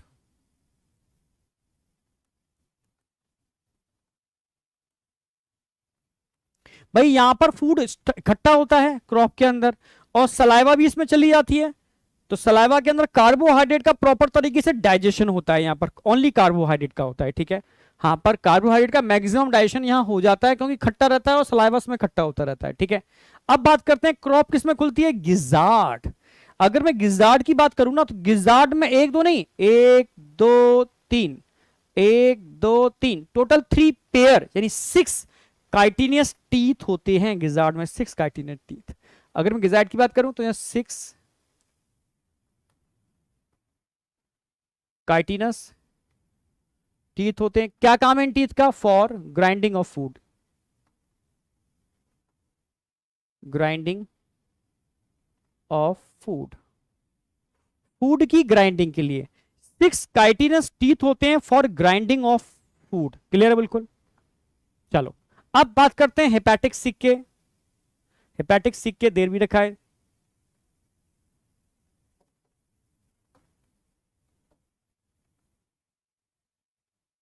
Hepatic सिक्के, अगर मैं हेपेटिक सिक्के की बात करता हूं तो ये दिख रहे हैं ना आपको, ब्लाइंड ट्यूब्यूल, लगभग 7 से लेकर के 8 तक होते हैं। नंबर की बात करेंगे ना हेपेटिक सिक्के, 7 to 8 तक हो सकते हैं हेपेटिक सिक्के, ठीक है। ये डाइजेस्टिव एंजाइम रिलीज करते हैं, कार्बोहाइड्रेट के साथ साथ फैट और प्रोटीन, तीनों टाइप के डाइजेस्टिव एंजाइम रिलीज कर लेते हैं, ठीक है।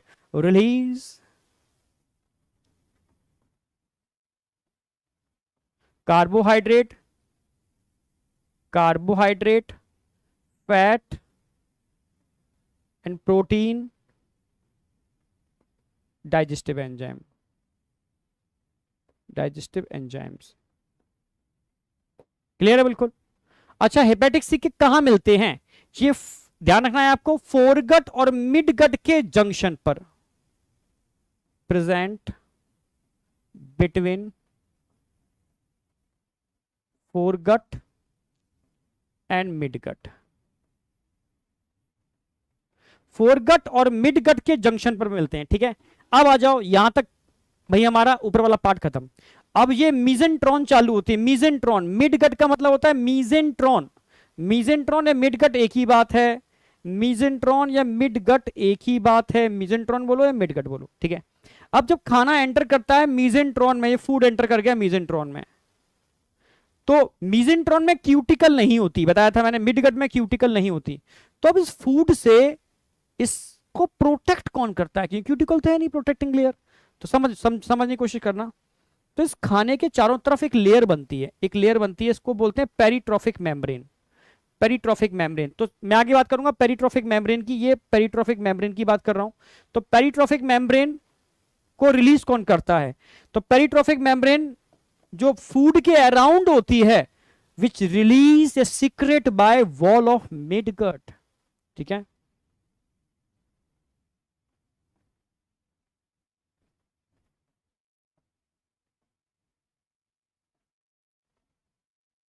Wall of midgut, secrete by wall of midgut. तो जो पेरिट्रॉफिक मेम्ब्रेन है उसको रिलीज करने के लिए, सीक्रेट करने के लिए वॉल ऑफ मिडगट रिस्पॉन्सिबल होती है, वॉल ऑफ मिडगट रिस्पॉन्सिबल होती है। ठीक है, ये प्रोटेक्ट करती है, protect from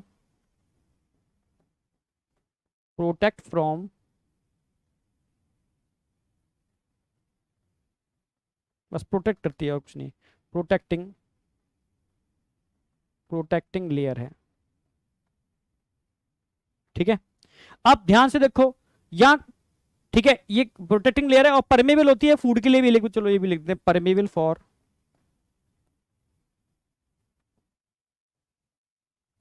for digestive food and enzymes. यानी एंजाइम इसके अंदर जा सकते हैं, फूड का डाइजेशन कर सकते हैं और डाइजेस्टेड फूड बाहर भी निकल सकता है। ठीक है, ये खास बात है इसकी। अब आते हैं मालपिगिन ट्यूब्यूल। ठीक है, मालपिगिन ट्यूब्यूल आप जानते हो कितने होते हैं नंबर? भाई लगभग 100 से 150। It is excretory tubule. Excretory nature के होते हैं। कहां मिलते हैं? Present between midgut and hindgut, between midgut and hindgut, present between midgut and hindgut. जो मिडगट और हाइंडगट के जंक्शन पर मिलते हैं, मिडगट और हाइंडगट के जंक्शन पर मिलते हैं, इनको मालपिगिन ट्यूब्यूल्स बोलते हैं। क्लियर है बिल्कुल। अब आ जाओ, इलियम तो समझ में आ ही रही है, कोलोन आ जाओ, कोलोन के बाद रेक्टम आ जाओ, रेक्टम। भाई इलियम ये आ गई, फिर कोलोन आ गई, अब रेक्टम। रेक्टम की खास बात क्या है? रेक्टम में भी कुछ पेपिले होते हैं, पेपिले, समझो ऐसे ऐसे पेपिले बने हैं, 3 इधर 3 इधर। हमारी रेक्टम के अंदर भी वाटर का एब्जॉर्प्शन होता है, तो ऐसे याद रखो 6 rectal papillae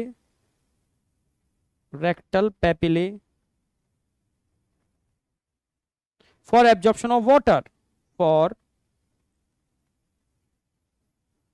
absorption of H2O।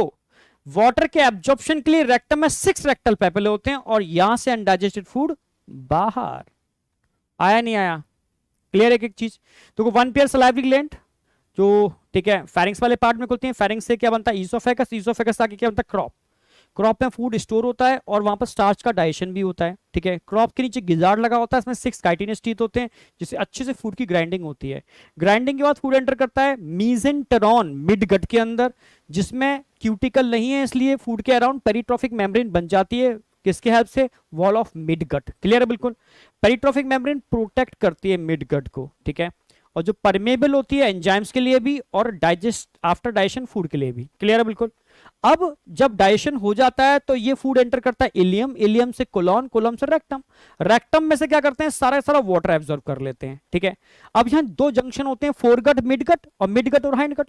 Foregut midgut के जंक्शन पर हेपेटिक सिक्की होते हैं जो डाइजेस्टिव एंजाइम रिलीज करते हैं और तीनों टाइप का डाइजेशन कर देते हैं। जबकि मिडगट और हाइंडगट के जंक्शन पर एक्सक्रीटरी ट्यूब्यूल होते हैं, मालपिगिन ट्यूब्यूल, समझ रहे हो, जो एक्सक्रीटरी सब्सटेंस को हाइंडगट में ट्रांसफर कर देते हैं। ये हो गया कंप्लीट डाइजेस्टिव सिस्टम। समझ में आया नहीं आया? System finish. आग लगा दो एक बार दिल से।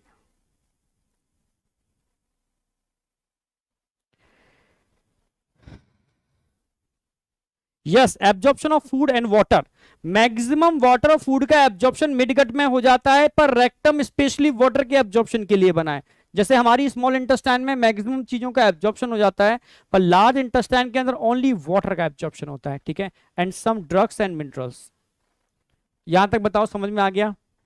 आ गया तो आगे अगला सिस्टम, सर्कुलेटरी सिस्टम। भाई कॉकरोच में ओपन टाइप का सर्कुलेटरी सिस्टम होता है, और कोई भी सिस्टम तीन चीजों के मिलने से बनता है system, circulatory system, heart, blood और ब्लड वेसल्स। तो यहां हार्ट न्यूरोजेनिक होता है, 13 चैम्बर्ड होता है, पता है। ब्लड जिसमें कोई रेस्पिरेटरी पिगमेंट नहीं होते, हीमोलिम्फ बोलते हैं, सिर्फ जो कलर लेस होता है जिसमें रेस्पिरेटरी पिगमेंट नहीं होते। ब्लड कैविटी की अगर बात करते हैं तो उसको हीमोसील बोलते हैं, जिसमें हीमोलिम्फ भरा होता है। ये तीन बातें ध्यान रखनी है, क्योंकि वेसल्स तो होते नहीं है। क्यों? क्योंकि ओपन टाइप का सर्कुलेटरी सिस्टम है। अगर सर्कुलेटरी सिस्टम की बात करते हैं तो कुछ ऐसा देख लो, डायग्रामेटिकली समझाता हूं। ये कॉकरोच है, इसका ये 13 चैम्बर्ड हार्ट है, डॉर्सल 13 चैम्बर्ड हार्ट दिख रहा है आपको।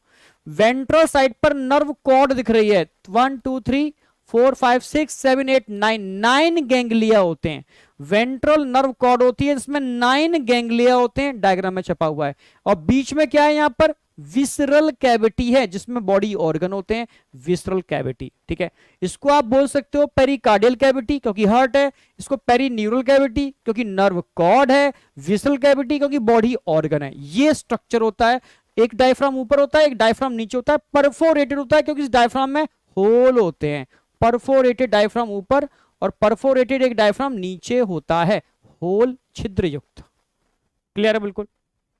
अगर एक माइक्रोस्कोपिक स्ट्रक्चर दिखाऊं हार्ट के चैम्बर का, तो जब हार्ट बनते हैं, जुड़ते हैं चैम्बर आपस में, दो में पैरेलल ऑस्टिया होते हैं। ऑस्टिया टोटल 12 पेयर होते हैं, हर सेगमेंट पर 2 कनेक्शन पर होते हैं। तो 13 चैम्बर है तो कितने कनेक्शन होंगे? 12 कनेक्शन ही तो होंगे। ठीक है, तो 1 पेयर ऑस्टिया लगे होते हैं, वॉल्व की तरह वर्क करते हैं। सेंटर में एक वॉल्व होता है जो ब्लड को पीछे से बैकवर्ड टू फॉरवर्ड जाने देगा पर रिटर्न नहीं होने देगा। समझ रहे हो?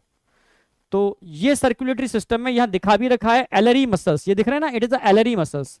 एलरी मसल्स ये भी 12 पेयर होते हैं, जंक्शन को आपस में, मतलब हार्ट को आपस में होल्ड करने का काम करते हैं। ठीक है, ये एलरी मसल्स हो गए, चैम्बर ऑफ हार्ट हो गया, एंटीरियर एओर्टा हो गया, ये एंटीरियर एओर्टा है। ठीक है, तो यही क्वेश्चन बनते हैं। क्वेश्चन तो डायग्राम से ही मिल जाएगा आपको, ज्यादा डिटेल में जाने की जरूरत है नहीं।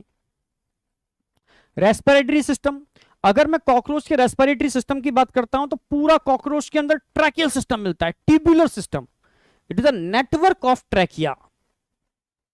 समझो मेरी बात? अगर कॉकरोच का अंदर का स्ट्रक्चर देखोगे ना, ऐसे और ऐसे, पूरे कॉकरोच के अंदर आपको ये थोरैक्स हो गया, ये एब्डोमेन हो गया, अच्छा इतना ना बनाओ,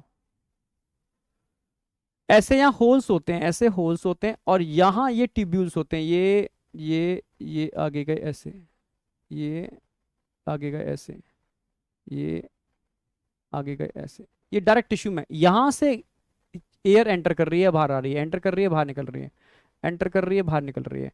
तो इस तरीके से ओपनिंग्स होते हैं, इनको कहते हैं नेटवर्क ऑफ ट्यूब्यूल। मैं अगर बात करूं इसके लिए, ट्रैकियल रेस्पिरेशन मिलता है कॉकरोच में, it is a network of respiratory tubule open outside through spiracles. भाई कॉकरोच, ये ट्यूब्यूल्स होते हैं ना, बाहर की तरफ खुलते हैं, छोटी छोटी ओपनिंग्स, इन ओपनिंग को बोलते हैं स्पाइरिकल्स।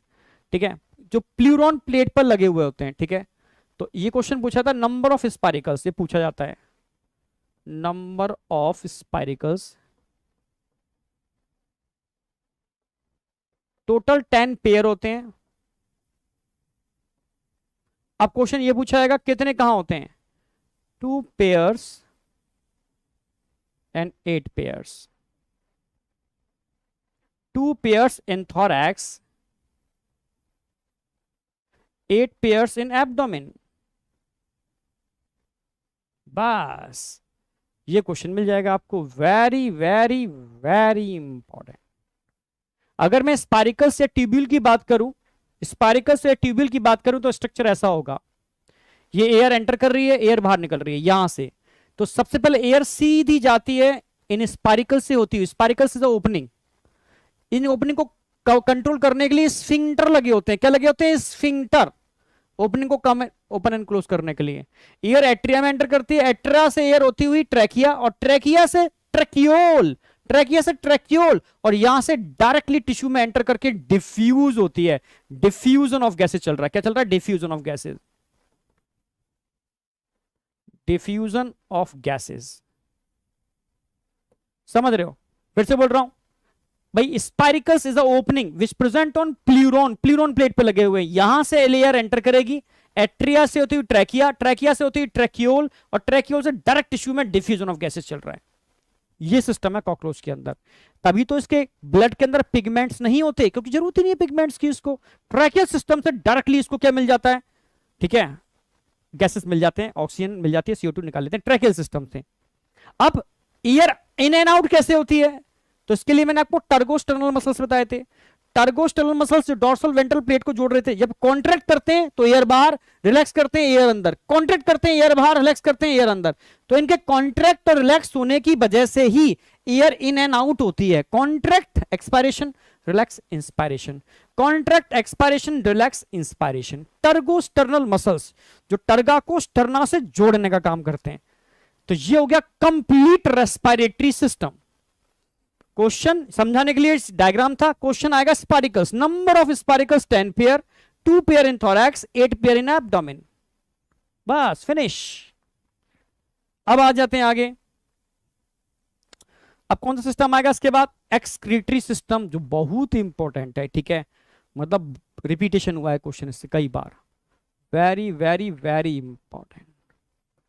एक्सक्रीटरी सिस्टम में तो मेन तो हम पढ़ाएंगे यहां पर Malpighian tubules, main excretory organ तो मालपिगिन ट्यूब्यूल्स हैं, पर इसके अलावा भी छोटे छोटे एक्सक्रीटरी ऑर्गन है, ठीक है। तो मेन तो मैं पढ़ाने वाला हूं यहां पर आपको मालपिगिन ट्यूब्यूल, मेन तो मालपिगिन ट्यूब्यूल्स हैं, जो 100 से लेकर के 150 तक हो सकते हैं, समझ रहे हो। इसके अगर मालपिगिन ट्यूब्यूल्स की बात करते हैं तो इंटरनल लाइनिंग मालपिगिन ट्यूब्यूल्स की ग्लैंडुलर एपिथेलियल से होती है, glandular and ciliated epithelial tissue. ये क्वेश्चन बनता है, glandular and ciliated epithelial tissue, glandular and ciliated epithelial tissue से इंटरनल लाइंड होते हैं मालपिगिन ट्यूब्यूल, ठीक है। भाई जितने भी कॉकरोच होते हैं वो अमोनोटेलिक होते हैं, यूरोटेलिक होते हैं, यूरिको होते हैं, यूरिकोटेलिक होते हैं, क्योंकि यूरिक एसिड इनका एक्सक्रीटरी प्रोडक्ट होता है। यूरिकोटेलिक दे रखा है, यूरिकोटेलिक होते हैं क्योंकि यूरिक एसिड रिलीज करते हैं। ये मेन पार्ट हो गया, इसको डायग्रामेटिकली समझाऊंगा इसको अभी मैं। इसके अलावा भी कुछ अदर सेल्स होते हैं जो एक्सक्रीटरी सेल में काउंट होते हैं एडिशनल के अंदर, फैट बॉडीज, जैसे अपने अंदर भाई किडनी के अलावा भी तो एक्सक्रीटरी ऑर्गन होते हैं। नेफ्रोसाइट, ये भी एक्सक्रीटरी ऑर्गन है। यूरिकोज ग्लैंड, इन पर क्वेश्चन आता है। ये 3 अदर एक्सक्रीटरी पार्ट हैं, fat bodies, nephrocyte, nephrocyte attach with wall of heart, attach with wall of heart. Uricose gland पे क्वेश्चन बनता है, present only in male cockroach, male, female में नहीं मिलते।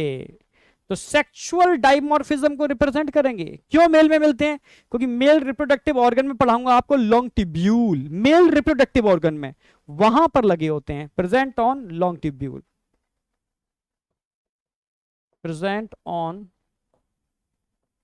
लॉन्ग ट्यूब्यूल, ठीक है। तो ध्यान रखना है, only present in male cockroach, female में नहीं होते हैं, ठीक है। Also help in excretion. जो 3 एक्स्ट्रा हो गए, एक मेल मालपिगिन ट्यूब्यूल हो गया। अच्छा, मालपिगिन ट्यूब्यूल पे क्वेश्चन बनते हैं, मैकेनिज्म पर एनसीईआरटी में नहीं दे रखा, पर एडिशनल है, थोड़ा सा मैं एडिशनल लेके चल रहा हूं, समझने की कोशिश करना।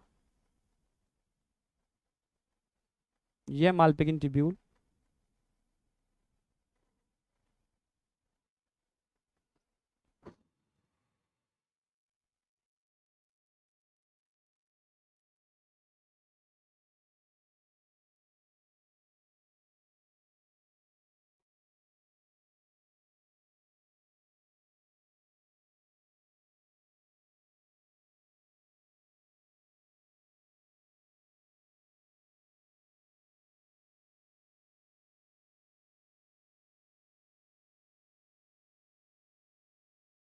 ऐसे जुड़े हुए हैं, मिडगट और हाइंडगट, ये तो होगी, ऐसा लगा लो आप, मिडगट, ये हो गई हाइंडगट।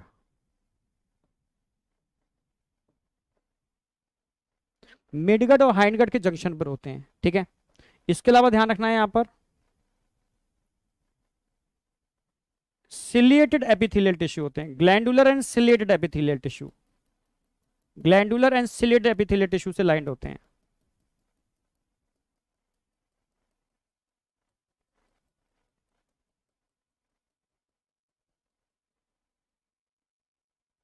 दूसरा ध्यान रखना है आपको इसके अंदर, समझाता हूं अभी।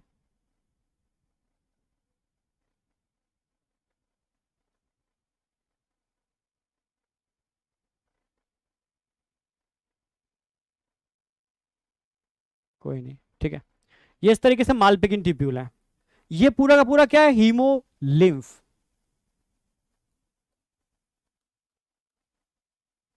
Haemolymph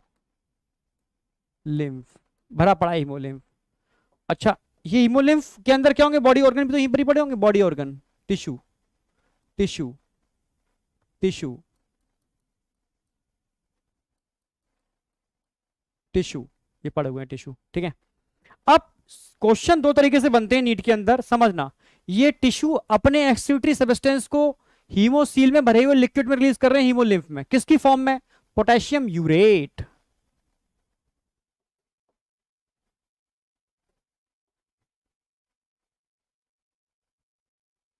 potassium urate.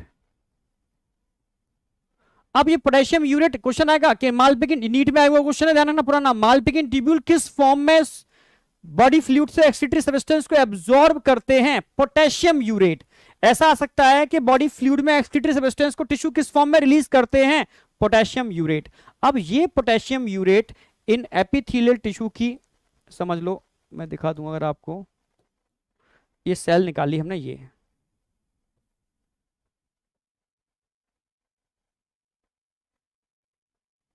यहां से इस एपिथेलियल टिश्यू के एक सेल को निकाल लिया। जब एब्जॉर्ब होकर के आएंगे किस फॉर्म में, पोटेशियम यूरेट, किस फॉर्म में आ रहे हैं, पोटेशियम यूरेट, पोटेशियम यूरेट। तो ये पोटेशियम यूरेट कन्वर्ट होगा किसमें, potassium, potassium by, potassium by carbonate plus uric acid, uric acid, ये अंदर बन रहा है। और फिर ये रिलीज होंगे इस ट्यूब्यूल के अंदर, जो ट्यूब्यूल में रिलीज होगा वो कौन होगा, potassium bicarbonate plus uric acid, potassium, potassium bicarbonate plus uric acid. यानी एक लाइन में कहा जाए कि पोटेशियम यूरेट बनते हैं जो इसकी एपिथेलियम में पोटेशियम बाइकार्बोनेट और यूरिक एसिड में कन्वर्ट होते हैं। पोटेशियम बाइकार्बोनेट काम की चीज है, तो पोटेशियम बाइकार्बोनेट आगे जाकर के एब्जॉर्ब हो जाते हैं, इनके साथ वाटर और आइंस भी एब्जॉर्ब हो जाते हैं, वाटर, आइंस और पोटेशियम बाइकार्बोनेट, बाइकार्बोनेट, ये सब एब्जॉर्ब हो जाते हैं। हाँ, यूरिक एसिड को हाइंड गट में बाहर निकाल दिया जाता है। एक्चुअल में मैकेनिज्म ये है, समझ पा रहे हो मेरी बात। एक मालपिगिन ट्यूब्यूल का डायग्राम बनाया मैंने, तो टिश्यू पोटेशियम यूरेट की फॉर्म में एक्सक्रीटरी सब्सटेंस को रिलीज कर रहे हैं, मालपिगिन ट्यूब्यूल का कुछ पार्ट इसको एब्जॉर्ब कर रहा है, समझ रहे, एब्जॉर्प्शन, या इसको सीक्रेशन बोलेंगे, सीक्रेशन, क्योंकि ट्यूब्यूल में इनको सीक्रेट किया जा रहा है, यहां से एब्जॉर्ब किया जा रहा है, एब्जॉर्प्शन। यानी मालपिगिन ट्यूब्यूल सीक्रेशन का भी काम कर रहे हैं, एब्जॉर्प्शन का भी काम कर रहे हैं। कॉमनली इसको क्या बोलते हैं, ऑस्मो रेगुलेशन, ऑस्मो रेगुलेशन। तो एक्चुअल में ये मालपिगिन ट्यूब्यूल ऑस्मो रेगुलेशन में पार्टिसिपेट कर रहे हैं, यानी वाटर आयोनिक बैलेंस सबको मेंटेन कर रहे हैं और एक्सक्रीटरी मटेरियल को बाहर भी रिलीज कर रहे हैं। ठीक है, किस फॉर्म में कर रहे हैं, यूरिक एसिड की फॉर्म में कर रहे हैं, क्योंकि यूरिकोटैलिक होता है। पर एक्सक्रीटरी सब्सटेंस टिश्यू से रिलीज होता है किसकी फॉर्म में, पोटेशियम यूरेट की फॉर्म में। एब्जॉर्ब किस फॉर्म में होता है, पोटेशियम यूरेट की फॉर्म में एब्जॉर्ब होता है। समझ रहे होगे, मुझे तो लगता है समझ रहे होगे आप, ठीक है। तो ये कंप्लीट होता है एक्सक्रीटरी सिस्टम। नर्वस सिस्टम दो पार्ट में डिवाइड कर दिया हमने, एक पार्ट को ब्रेन बोल सकते हो, बड़ा सा गैंग्लिया, गैंग्लिया समझते हो, it is a collection of साइटोन, बड़ा सा गैंग्लिया, इसको सुप्राऑप्टिक न्यूक्लियाई बोलते हैं, सॉरी गैंग्लिया बोल गया, ठीक है। सीएनएस के बाहर होगा, सेंट्रल नर्वस सिस्टम के बाहर, तो उसको गैंग्लिया बोलेंगे। और अंदर होगा तो उसको न्यूक्लियाई बोलेंगे, ठीक है। तो अब यहां सीएनएस तो है नहीं, तो आप इनके लिए टर्म यूज करोगे, न्यूक्लियर टर्म तो यूज करोगे नहीं, ठीक है, इसके लिए गैंग्लिया टर्म यूज करोगे। तो सुप्रा ईसोफेगस, ईसोफेगस के ऊपर एक बड़ा सा गैंग्लिया होता है, ठीक है, इसको सुप्रा ईसोफेगल गैंग्लिया बोलते हैं, जो ब्रेन को बनाता है। इसके नीचे देखा होगा मैंने कॉकरोच के किसने बताया था, 9 गैंग्लिया होते हैं। तो नर्व कॉर्ड 9 गैंग्लिया से बनती है, 3 गैंग्लिया थोरैक्स में और 6 गैंग्लिया एब्डोमेन के अंदर, ठीक है। ध्यान होगा ना, अभी कॉकरोच का डायग्राम बनाया था मैंने, ऐसे ऐसे ऊपर हार्ट हो गया था, नीचे गैंग्लिया, 1 2 3 4 5 ऐसे इस तरीके से गैंग्लिया लगे होते हैं, 1 2 3 4 5 6 7 8 9। तो 3 गैंग्लिया तो थोरैक्स में होते हैं, 3 थोरैक्स में, 6 एब्डोमेन में, टोटल 9 गैंग्लिया होते हैं। और जो नर्व कॉर्ड होती है वेंट्रल साइड में होती है, डॉर्सल डबल होती है और सॉलिड होती है, जो मैं कई बार बता चुका हूं आपको। बस नर्वस सिस्टम इतना ही है और कुछ है नहीं नर्वस सिस्टम में इसके अलावा। अब फाइनली बात करते हैं मेल और फीमेल रिप्रोडक्टिव ऑर्गन, ठीक है, मेल और फीमेल रिप्रोडक्टिव ऑर्गन की, हाँ, मेल और फीमेल रिप्रोडक्टिव ऑर्गन की, और चैप्टर को एंड करते हैं, ठीक है। अब आ जाओ, सबसे पहले हम बात करेंगे टेस्टीज। मेल में किसकी बात करेंगे हम, टेस्टीज। टेस्टीज कितने, 1 पेयर, और हर एक के अंदर 3 से 4 लोब हो सकते हैं, 3 to 4 लोब। अब सेगमेंट पूछता है, टेस्टिस किस 6 सेगमेंट को कवर करते हैं, ठीक है, 4 5 6, 4 to 6 सेगमेंट को कवर करते हैं टेस्टिस। ये क्वेश्चन आता है, सेगमेंटेशन मत भूल जाना, 4 to 6 सेगमेंट को कवर करते हैं टेस्टिस। अब टेस्टिस से क्या निकलता है, वास्ट डिफरेंस। क्या निकलता है, वास्ट डिफरेंस। टेस्टिस से क्या निकलेगा, वास्ट डिफरेंस, जो कहां खुलेगी, एक फ्लावर लाइक स्ट्रक्चर में, इस फ्लावर लाइक स्ट्रक्चर में। इस फ्लावर में ध्यान से देखोगे तो आपको लॉन्ग ट्यूब्यूल भी मिल रहे हैं, इस फ्लावर के सेंटर में शॉर्ट ट्यूब्यूल भी मिल रहे हैं, समझ रहे हो।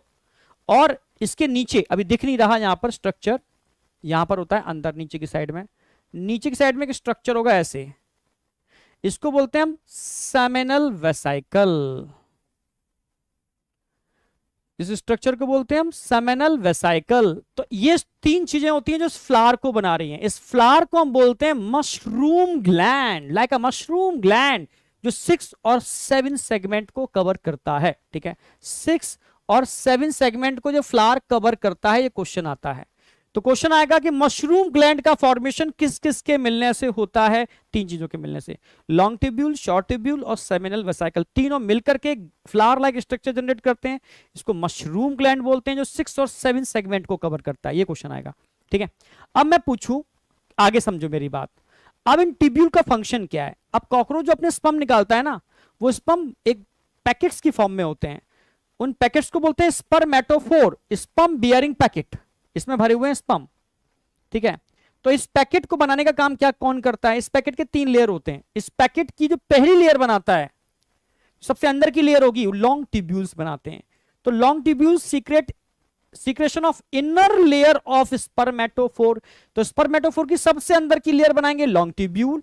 फिर शॉर्ट ट्यूब्यूल की बारी आई, शॉर्ट ट्यूब्यूल इसमें क्या भरेंगे, इसमें न्यूट्रिशन भरेंगे। क्या भरेंगे, न्यूट्रिशन। तो न्यूट्रिशन का फिलअप कौन करेगा, स्पर्म के अंदर न्यूट्रिशन कौन भरेगा, शॉर्ट ट्यूब्यूल। फिर सेमिनल वेसिकल क्या काम करेंगे, it is responsible for storage of spermatophore. सारे स्पर्मेटोफोर यहां आके भर जाएंगे, इकट्ठे हो जाएंगे सेमिनल वेसिकल में। तो तीनों का फंक्शन समझ में आया भाई। स्पर्म के अंदर, स्पर्म का फॉर्मेशन टेस्टिस में होता है, ये सारे स्पर्म इकट्ठे बंच की फॉर्म में एंटर करते हैं वास्ट डिफरेंस के हेल्प से मशरूम ग्लैंड। मशरूम ग्लैंड के लॉन्ग ट्यूब्यूल उन स्पर्म को भर देते हैं एक पैकेट में, एक सिंगल लेयर का पैकेट। अब पैकेट शॉर्ट ट्यूब्यूल के पास जाता है, शॉर्ट ट्यूब्यूल उसमें नरिशमेंट डाल देते हैं, भी न्यूट्रिशन, जिंदा तो रहना है ना उनको। फिर सेमिनल वेसिकल उन पैकेट को इकट्ठा कर लेते हैं, काम जब आएगा, काम पड़ेगा, जो रिप्रोडक्शन होगा उस समय इसको रिलीज कर दिया जाएगा। क्लियर है बिल्कुल, ठीक है। तो एक लेयर बन चुकी है, अब 3 लेयर होती हैं टोटल। अब जब कॉपुलेशन का टाइम होता है ना, तो उस समय यही पैकेट्स यहां से निकल करके इजैक्यूलेटरी डक्ट से पास होते हैं। जब इजैक्यूलेटरी डक्ट से पास होते हैं तो इजैक्यूलेटरी डक्ट इनके अराउंड एक लेयर और बनाती है, वो मिडिल लेयर होगी। वो कौन सी लेयर होगी, मिडिल लेयर। लिख देता हूं मैं, इजैक्यूलेटरी डक्ट क्या करती है, रिलीज मिडिल लेयर ऑफ स्पर्मेटोफोर।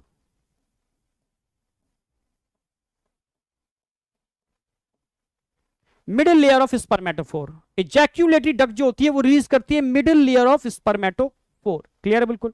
ठीक है, मिडिल लेयर भी जहां बन गई, ठीक है, मिडिल लेयर ऑफ स्पर्मेटोफोर।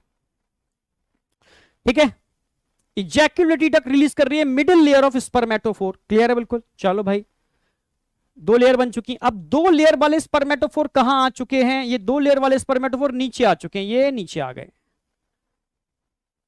समझना। अब यहां एक ग्लैंड देखने को मिल रही है ऊपर, ये फेलिक ग्लैंड, इसकी डक्ट ये गई, ये गई। अब फेलिक ग्लैंड इसके ऊपर एक लेयर और बना देते हैं। तो फेलिक ग्लैंड का काम क्या होता है? Release outer, phallic gland release outer layer of spermatophore. तो स्पर्मेटोफोर की सबसे अंदर की लेयर बनाएंगे लॉन्गिट्यूब्यूल्स, मिडल लेयर बनाएंगे इजैक्यूलेटरी डक्ट, और फैलिक ग्लैंड बनाएंगे आउटर लेयर। अब तीन लेयर वाले स्पर्मेटोफोर हैंग कर रहे हैं। अब यहां पर जो ये एक्सटर्नल जेनाइटेलिया नहीं दिख रहे हैं आपको? एक्सटर्नल जेनाइटेलिया, स्यूडोपेनिस, टाइटिलेटर, लेफ्ट फेलोमियर, समझ रहे हो ना, वेंट्रल फेलोमियर, ये सब क्या है? All are external genitalia.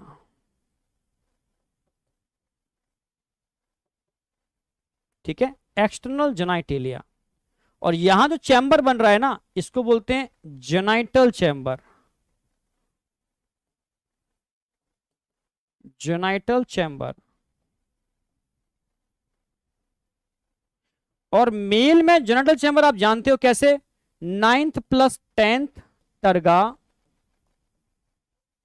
And ventral side पर 9th स्टर्ना, इनके मिलने से ये जेनाइटल चैम्बर का फॉर्मेशन हो जाता है। ये सब एक्सटर्नल जेनाइटेलिया है, इनकी हेल्प से चैम्बर को फीमेल में ट्रांसफर कर दिया जाता है। बस हो गया कंप्लीट मेल रिप्रोडक्टिव सिस्टम। अब फीमेल की बात कर लेते हैं। देखो ये फीमेल है, फीमेल के स्ट्रक्चर देख लो। पहले फीमेल के अंदर ध्यान रखना है आपको, 8 ओवेरियोल यहां पर हैं, 8 ओवेरियोल यहां पर हैं, और 1 और 2 ये दो ओवरी हैं। अगर मैं ओवरी की बात करता हूं तो 1 पेयर ओवरी होते हैं जो 2 to 6 सेगमेंट को कवर करते हैं। हर एक ओवरी के अंदर 8 ईच ओवरी कंटेंट 8 ओवरियोल। टोटल कितने हो गए? 8 + 8 यानी 16 ओवरियोल। क्लियर है बिल्कुल? तो 8 एग यहां से निकल लेंगे एक बार में, 8 यहां से निकलेंगे एक बार में। ठीक है, टोटल 16 ओवरियोल है। अब दोनों ओवरी की ओविडक्ट मिलकर के कॉमन डक्ट बनाती हैं, इसको हम वजाइना बोलते हैं। क्वेश्चन आता है वजाइना किस सेगमेंट पर लगी होती है? तो वजाइना 7th सेगमेंट पर होती है। ये 2 to 6 सेगमेंट पर होते हैं, सेगमेंट पूछ लेता है। ठीक है, चलो ठीक है। अब ध्यान से देखो यहां पर, तो आपको एक डक्ट दिखेगी, एक ग्लैंड दिखेगी, यहां दिख रही है ना, ये ऐसे ऐसे, ये 1 पेयर है, ऐसे एक खाली एक भरी हुई है। इसको बोलते हैं हम स्पर्मेथिके। स्पर्मेथिके जो स्पर्म को रिसीव करते हैं ड्यूरिंग कॉपुलेशन, स्पर्म को बियर करने वाले, धारण करने वाले पैकेट्स, फीमेल के पैकेट्स, तो फीमेल का पार्ट है। समझ रहे हो ना मेरी बात? तो कॉपुलेशन के टाइम पर मेल अपने स्यूडोपेनिस और टाइटिलेटर की हेल्प से चैम्बर को स्पर्मेथिके से जोड़ देता है। स्पर्मेथिके वैक्यूम की तरह सारे स्पर्म को सक कर लेते हैं, फूल जाते हैं, और स्पर्मेथिका फूल गया। 1 पेयर है, कितने होते हैं स्पर्मेथिके? 1 पेयर होते हैं, 6th सेगमेंट पर लगे होते हैं। ठीक है, एक फूला हुआ दिख रहा है, एक पिचका हुआ दिख रहा है, पर है 2। ठीक है, और जो स्पर्मेटोफोर था वो हवा के झोंके के साथ उड़ जाता है। क्लियर? बिल्कुल तैयार है। ये एंटीरियर पार्ट था। यहां पर मैंने बताया था कोलेटरल ग्लैंड लगे हुए हैं। कोलेटरल ग्लैंड जो एक पैकेट बनाते हैं, इसको ऊथिका बोलते हैं। ऊथिका क्या रिलीज करते हैं? रिलीज ऊथिका। क्या होता है ऊथिका? बताने वाला हूं। पैकेट जिसमें एग होते हैं। स्पर्मेथिका फीमेल जेनेटल पोर, स्पर्मेथिका पोर और कोलेटरल, तीनों ओपनिंग होती हैं एंटीरियर साइड पर। पोस्टीरियर साइड पर कुछ नहीं होता, सिर्फ जेनेटल चैम्बर के अंदर वेस्टिब्यूलम या एक्सटर्नल जेनाइटेलिया या गोनापोफाइसिस होते हैं। ठीक है, तो फीमेल जेनेटल पाउच 7 + 8 + 9 सेगमेंट के मिलने से बनता है, ये आप जानते ही हो। बस ये हो गया फीमेल रिप्रोडक्टिव सिस्टम। ठीक है, अब होगा क्या, मैं पूरा मैकेनिज्म बताता हूं। जैसे मान लो फीमेल ओवरी,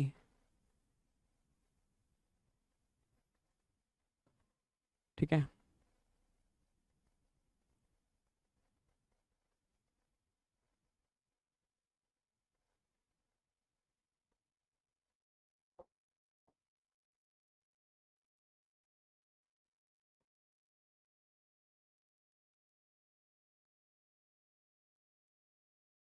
फीमेल चैम्बर बन गया, ठीक है।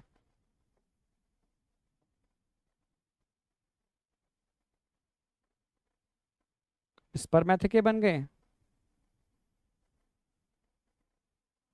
कोलेटरल ग्लैंड एक साइड,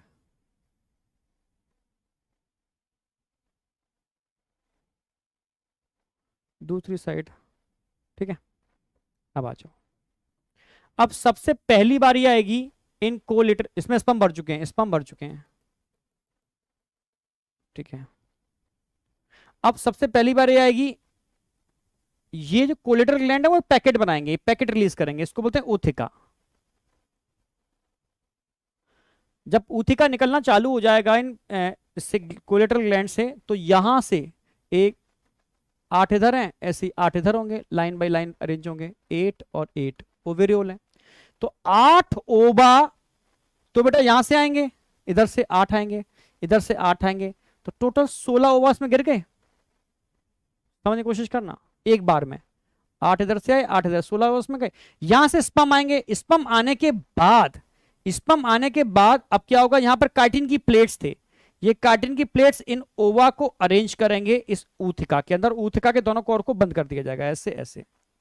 इसमें 8 टैग तो ऊपर 1 2 3 4 1 2 3 4 1 2 3 4 1 2 3 4, ये 8 इधर हो गए एग, ऐसे 8 इधर हो गए एग, टोटल 16 एग हो गए ना,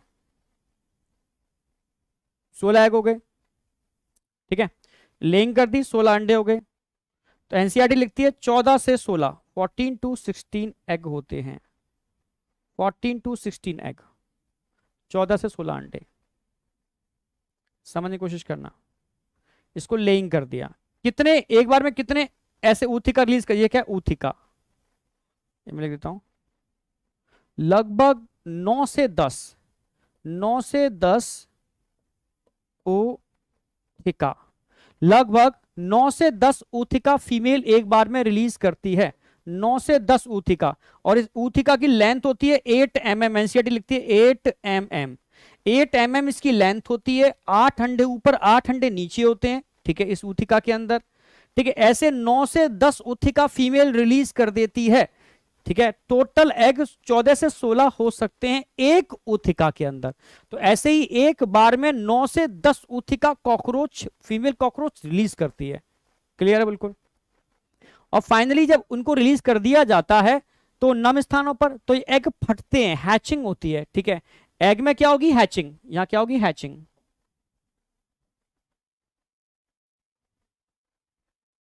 हैचिंग मतलब फटना। एग में हैचिंग होगी तो छोटे छोटे निम्फ निकलेंगे, जुवेनाइल बच्चे, समझ रहे हो। इन बच्चों के पास विंग्स, विंग्स प्लस गोनैड्स दोनों ही नहीं होते, दोनों ही एब्सेंट होते हैं। फिर इन निम्फ में एक साल में 13 बार मोल्टिंग होती है, मोल्टिंग समझते हो, आउटर लेयर का हटना, साइज बढ़ेगा फिर आउटर लेयर हटेगी, साइज बढ़ेगा और आउटर लेयर हटेगी, 13 बार मोल्टिंग होती है, तब जाकर के एडल्ट बनता है जिसके अंदर विंग्स प्लस गोनैड्स ये दोनों ही प्रेजेंट होते हैं। निम्फ के अंदर विंग्स नहीं होते, पर विंग्स को बनाने वाले विंग्स पैड होते हैं, एनसीईआरटी लिखती है विंग्स पैड, जो विंग्स को बनाएंगे। कितने बार, एक साल में 13 बार मोल्टिंग, एक साल तक मेटामॉर्फोसिस चलती है। तो ऐसी मेटामॉर्फोसिस को हम ट्रू मेटामॉर्फोसिस ना कह करके पारोमेटाबोलस, ग्रेजुअल धीमी गति से चलने वाली मेटामॉर्फोसिस बोलते हैं। ये क्वेश्चन आता है, ये कंप्लीट है इनकम्प्लीट, इनकम्प्लीट मेटामॉर्फोसिस है, तो यहां डेवलपमेंट इनकम्प्लीट मेटामॉर्फोसिस की तरह होता है, इसको पारोमेटाबोलस बोलते हैं। ग्रेजुअल धीमी गति से एक साल में 13 बार मोल्टिंग होती है, तब निम्फ इमेगो में कन्वर्ट होता है। यहां लार्वा नहीं होता, लार्वा होता तो कंप्लीट मेटामॉर्फोसिस होती, ठीक है, पर निम्फ है, जुवेनाइल बच्चा, इस बच्चे के पास सब कुछ कॉकरोच ही जैसा है, विंग्स और गोनैड्स नहीं होते, यहां विंग्स और गोनैड्स होते हैं। ये हो गया कंप्लीट कॉकरोच, कंप्लीट कॉकरोच। तो thank you my dear future doctors जो धमाल करने वाले हो नीट 2023 के अंदर। अब बताओ समझ में आया या नहीं आया, समझ में आया या नहीं आया? Yes, incomplete Metamorphosis, complete Metamorphosis में लार्वा से एडल्ट बनता है, यहां लार्वा नहीं था, निम्फ था। क्लियर है बिल्कुल? आया नहीं आया? यस सर, लार्वा एब्सेंट होता है, यस सर। ड्रॉपर नीट का बैच बिल्कुल लॉन्च करने वाले हैं 2 से 3 दिन के अंदर, ड्रॉपर नीट का बैच, ठीक है। ड्रॉपर नीट के बैच हम नीट से पहले भी लॉन्च करेंगे और नीट के बाद भी लॉन्च करेंगे, ठीक है, आप समझ रहे हो? तो नीट से पहले भी लॉन्च होगा, नीट के बाद भी लॉन्च होगा, ठीक है। ड्रॉपर नीट लॉन्च होंगे पहले भी बाद में भी, ठीक है, 2 बैच तो लॉन्च होंगे ही। 2023 वाले नीट के बच्चों के लिए क्या है सरप्राइज? भाई आपके लिए एक ही सरप्राइज है कि इस बार जो हम तैयारी मेहनत कर रहे हैं ना आपके संग, ब्रह्मास्त्र, आपके लिए परिवर्तन सीरीज, आपके लिए मतलब जो कर रहे हैं ये सरप्राइज ही तो है। तुम चलो खैर, एक जमाना था, मैं सच कह रहा हूं, तुम उस जमाने में ना, लोग कहते ना मम्मा पापा के जो बेटे होते हैं जिनको ज्यादा लाड़ प्यार में रखा जाए तो बिगड़ जाते हैं, उनकी डिमांड बढ़ जाती है। आप वही बस थोड़े से बिगड़ गए और कुछ नहीं है लॉकडाउन में, ठीक है। पहले बहुत स्ट्रगल होता था, सच कह रहे हैं, बहुत स्ट्रगल होता था, ट्यूशन भी नहीं मिलते थे हम लोगों को, ऑनलाइन का तो कंसेप्ट ही नहीं था, और फीस बहुत ज़्यादा हुआ करती थी, ठीक है, तो ट्यूशन भी हर कोई नहीं कर सकता था, ठीक है। वही एक लाख, मेरे टाइम पर 1 लाख रुपए लगते थे, ऐसे कुछ मुझे याद है, ठीक है। 1,90,000 रुपये बहुत होते थे यार, 1 लाख रुपए एक आम इंसान के लिए, ठीक है। तो हर कोई तो ट्यूशन नहीं कर पाता था, ठीक है। तो मैंने भी कोई कोचिंग वोचिंग नहीं की थी, रियलिटी तो यही है, ठीक है। बस अपने आप एक बार ट्राई मारा था, हो गया है तो ठीक है, नहीं हो गया तो ठीक है, पर ज़्यादा मुझे इतना उस समय इतना वो नहीं था डेकोरम की नीट और ये, मतलब उस समय बच्चे अपने ऊपर करते थे कि हमें क्या करना है, ठीक है। और 11-12 तक बच्चा समझते, मतलब 12 तक वो रहता था कि यार ये ग्रेजुएशन का बड़ा वो क्रेज था। पर हाँ, हम लोगों ने बस ठीक है एक बार ट्राई मारा, ठीक है, कि यार देते हैं, ट्राई करते हैं, क्योंकि इतना पैसा नहीं था कोचिंग वोचिंग कर सकते हैं। दिमाग में ये होता था कि यार नीट वही निकाल सकता है जो कोचिंग कर सकता है, जो कोचिंग करता है, जो कोचिंग नहीं करता वो नीट नहीं निकाल सकता। वही सरकारी स्कूल में पढ़े हुए लोग हैं हम लोग भी, ठीक है, टोटली गवर्नमेंट कॉलेज के अंदर, ठीक है। तो ट्राई मारा, नहीं निकला तो रुके नहीं, उठा करके बढ़िया तरीके से ग्रेजुएशन किया, पोस्ट पीजी के लिए अप्लाई किया। इंडिया के अंदर बस 20 सीटें होती थी मेडिकल कॉलेज में, as a biotechnology, microbiology, life science के कोर्सेज होते थे। तो वहाँ जनरल की 10 सीटें थी, उन सीट पे मिल गया, हमने दम लगा करके वहाँ फोड़ा। फिर उधर अपने, ठीक है, CSIR, नेट, गेट, ये सब एग्जाम होते थे, उनको फोड़ा, ICMR, ठीक है। और फिर जाकर के बढ़िया जगह इंस्टीट्यूट से PhD के लिए एनरोल किए। तो उस समय का जो ट्रेंड था, तो मैं तय करूँ, इतना लेबर करने वाला, इतना पढ़ाने वाले, मतलब 2022 में कोई कोर्स लॉन्च होते हैं यार, और इस लेवल के कोर्स, पागलपन वाले कोर्स, जिसके अंदर नो डाउट मतलब पागलपन की तरह टीचर लगेगा 100%।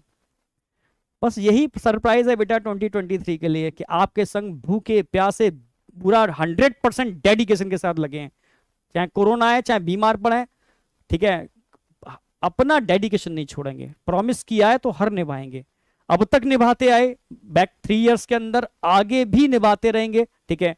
जो प्रॉमिस किया पूरा निभाएंगे, तो यही सरप्राइज है बेटा, यही गिफ्ट है, ठीक है। बस सोच है अलग अलग, वही चीज पहले भी थी, वही चीज आज है। पहले सोच और अब की सोच में क्या अंतर है मुझे नहीं पता, ठीक है। हम तब भी वही थे, बच्चों से प्यार करते थे, आज भी वही हैं, बच्चों के लिए जान छिड़कने को तैयार हैं, वही सेम कंडीशन। पहले भी डेडिकेशन से दिन और रात काम करते थे, आज भी डेडिकेशन से दिन और रात काम कर रहे हैं, सेम वही चीज। बस लोग हैं, इन्फ्लुएंस कर देते हैं, समझ रहे हो ना। भगवान है, ठीक है, भगवान वे बोलेंगे कि भाई ये कुत्ता नहीं गधा है तो गधा है, गधा नहीं कुत्ता है तो कुत्ता है, ठीक है, भगवान जो बोल दें, ठीक है। आप ही लोगों किसी को भी भगवान बना देते हो, किसी को भी कुछ भी बना देते हो, ठीक है। इंसान तो इंसान ही होता है, कोई कुछ नहीं है, बट डेडिकेशन से लोग काम कर रहे हैं। सबसे इंपॉर्टेंट चीज होती है कौन आपके संग ईमानदारी से लगा हुआ है, ठीक है, मैं किसी के लिए बुराई नहीं करता, ठीक है, बहुत हर टीचर डेडिकेशन से आपके संग लगा हुआ है, पर कभी भी जो सच्चा बच्चा होता है ना, अगर कोई भी टीचर अगर डेडिकेशन से आपके संग लगा हुआ है, चाहे कोई भी कितना भी बुरा क्यों ना हो, ठीक है, वो टीचर होता है यार, गुरु होता है, अपना पूरा 100% देता है वो, ठीक है, समझ रहे हो ना। तो बस यही कहूंगा, चीजें वही हैं, अब किस तरीके से कौन किसको रिप्रेजेंट करता है, क्योंकि सिंपल सी बात है, आज की दुनिया के अंदर, मैं खुद ही एक दिन लेक्चर में बोल रहा था, आज की दुनिया में बाबाओं का धंधा बहुत चल रहा है, पता है ना आपको, बाबाओं का धंधा क्यों चल रहा है, देखा होगा ना, सबसे ज्यादा करोड़पति इस समय बाबा हैं, ठीक है, मैं जो उनकी बात नहीं कर रहा जो बहुत धार्मिक है, ठीक है, क्योंकि कभी कभी गेहूं के संग घुन भी, कहते हैं घुन के संग गेहूं भी पिस जाता है, कुछ इस तरीके से टर्म सुना होगा आपने। पर कुछ लोग जो ऐसे आपने आजकल न्यूज पे देखे होंगे, जो आजकल इनके निकल के आ रहे हैं चीजें कि ऐसा हुआ, ये पकड़ा गया, वो पकड़ा गया, ठीक है, इस केस में उस केस में, ये बाबा, आखिर लोग क्यों भाग रहे हैं इन बाबाओं के पीछे, पता है आपको, मतलब लोग क्यों इतनी भीड़ लगी हुई है, कभी सोचा आपने, क्योंकि इंसान का अपने से विश्वास हट चुका है, उसको अपनी सोच पर विश्वास नहीं है, बाबा कह देगा तो सही है, समझ रहे हो ना, क्योंकि वो यहां से कमजोर हो चुका है। जब इंसान यहां से कमजोर होता है ना, यहां से कमजोर होता है, तो ऐसे इंसान को इन्फ्लुएंस बहुत आसानी से किया जा सकता है, ये कुछ लोग बहुत अच्छी तरीके से समझते हैं, बहुत अच्छी तरीके से समझते हैं, ये पूरी एनालिसिस है, समझ रहे हो कि मैक्सिमम लोग यहां से कमजोर हैं, अगर हम ये दिखाएंगे तो वो ये है, और ये दिखाएंगे तो वो ये है, क्योंकि उसकी खुद की सोचने समझने की पावर है ही नहीं, ये रियलिटी है, समझना होगा इस चीज को, बस मैं इतना ही बोलूंगा। Thank you, all the best, all the best for NEET 2023 के लिए, थैंक यू बेटा, ऑल द बेस्ट।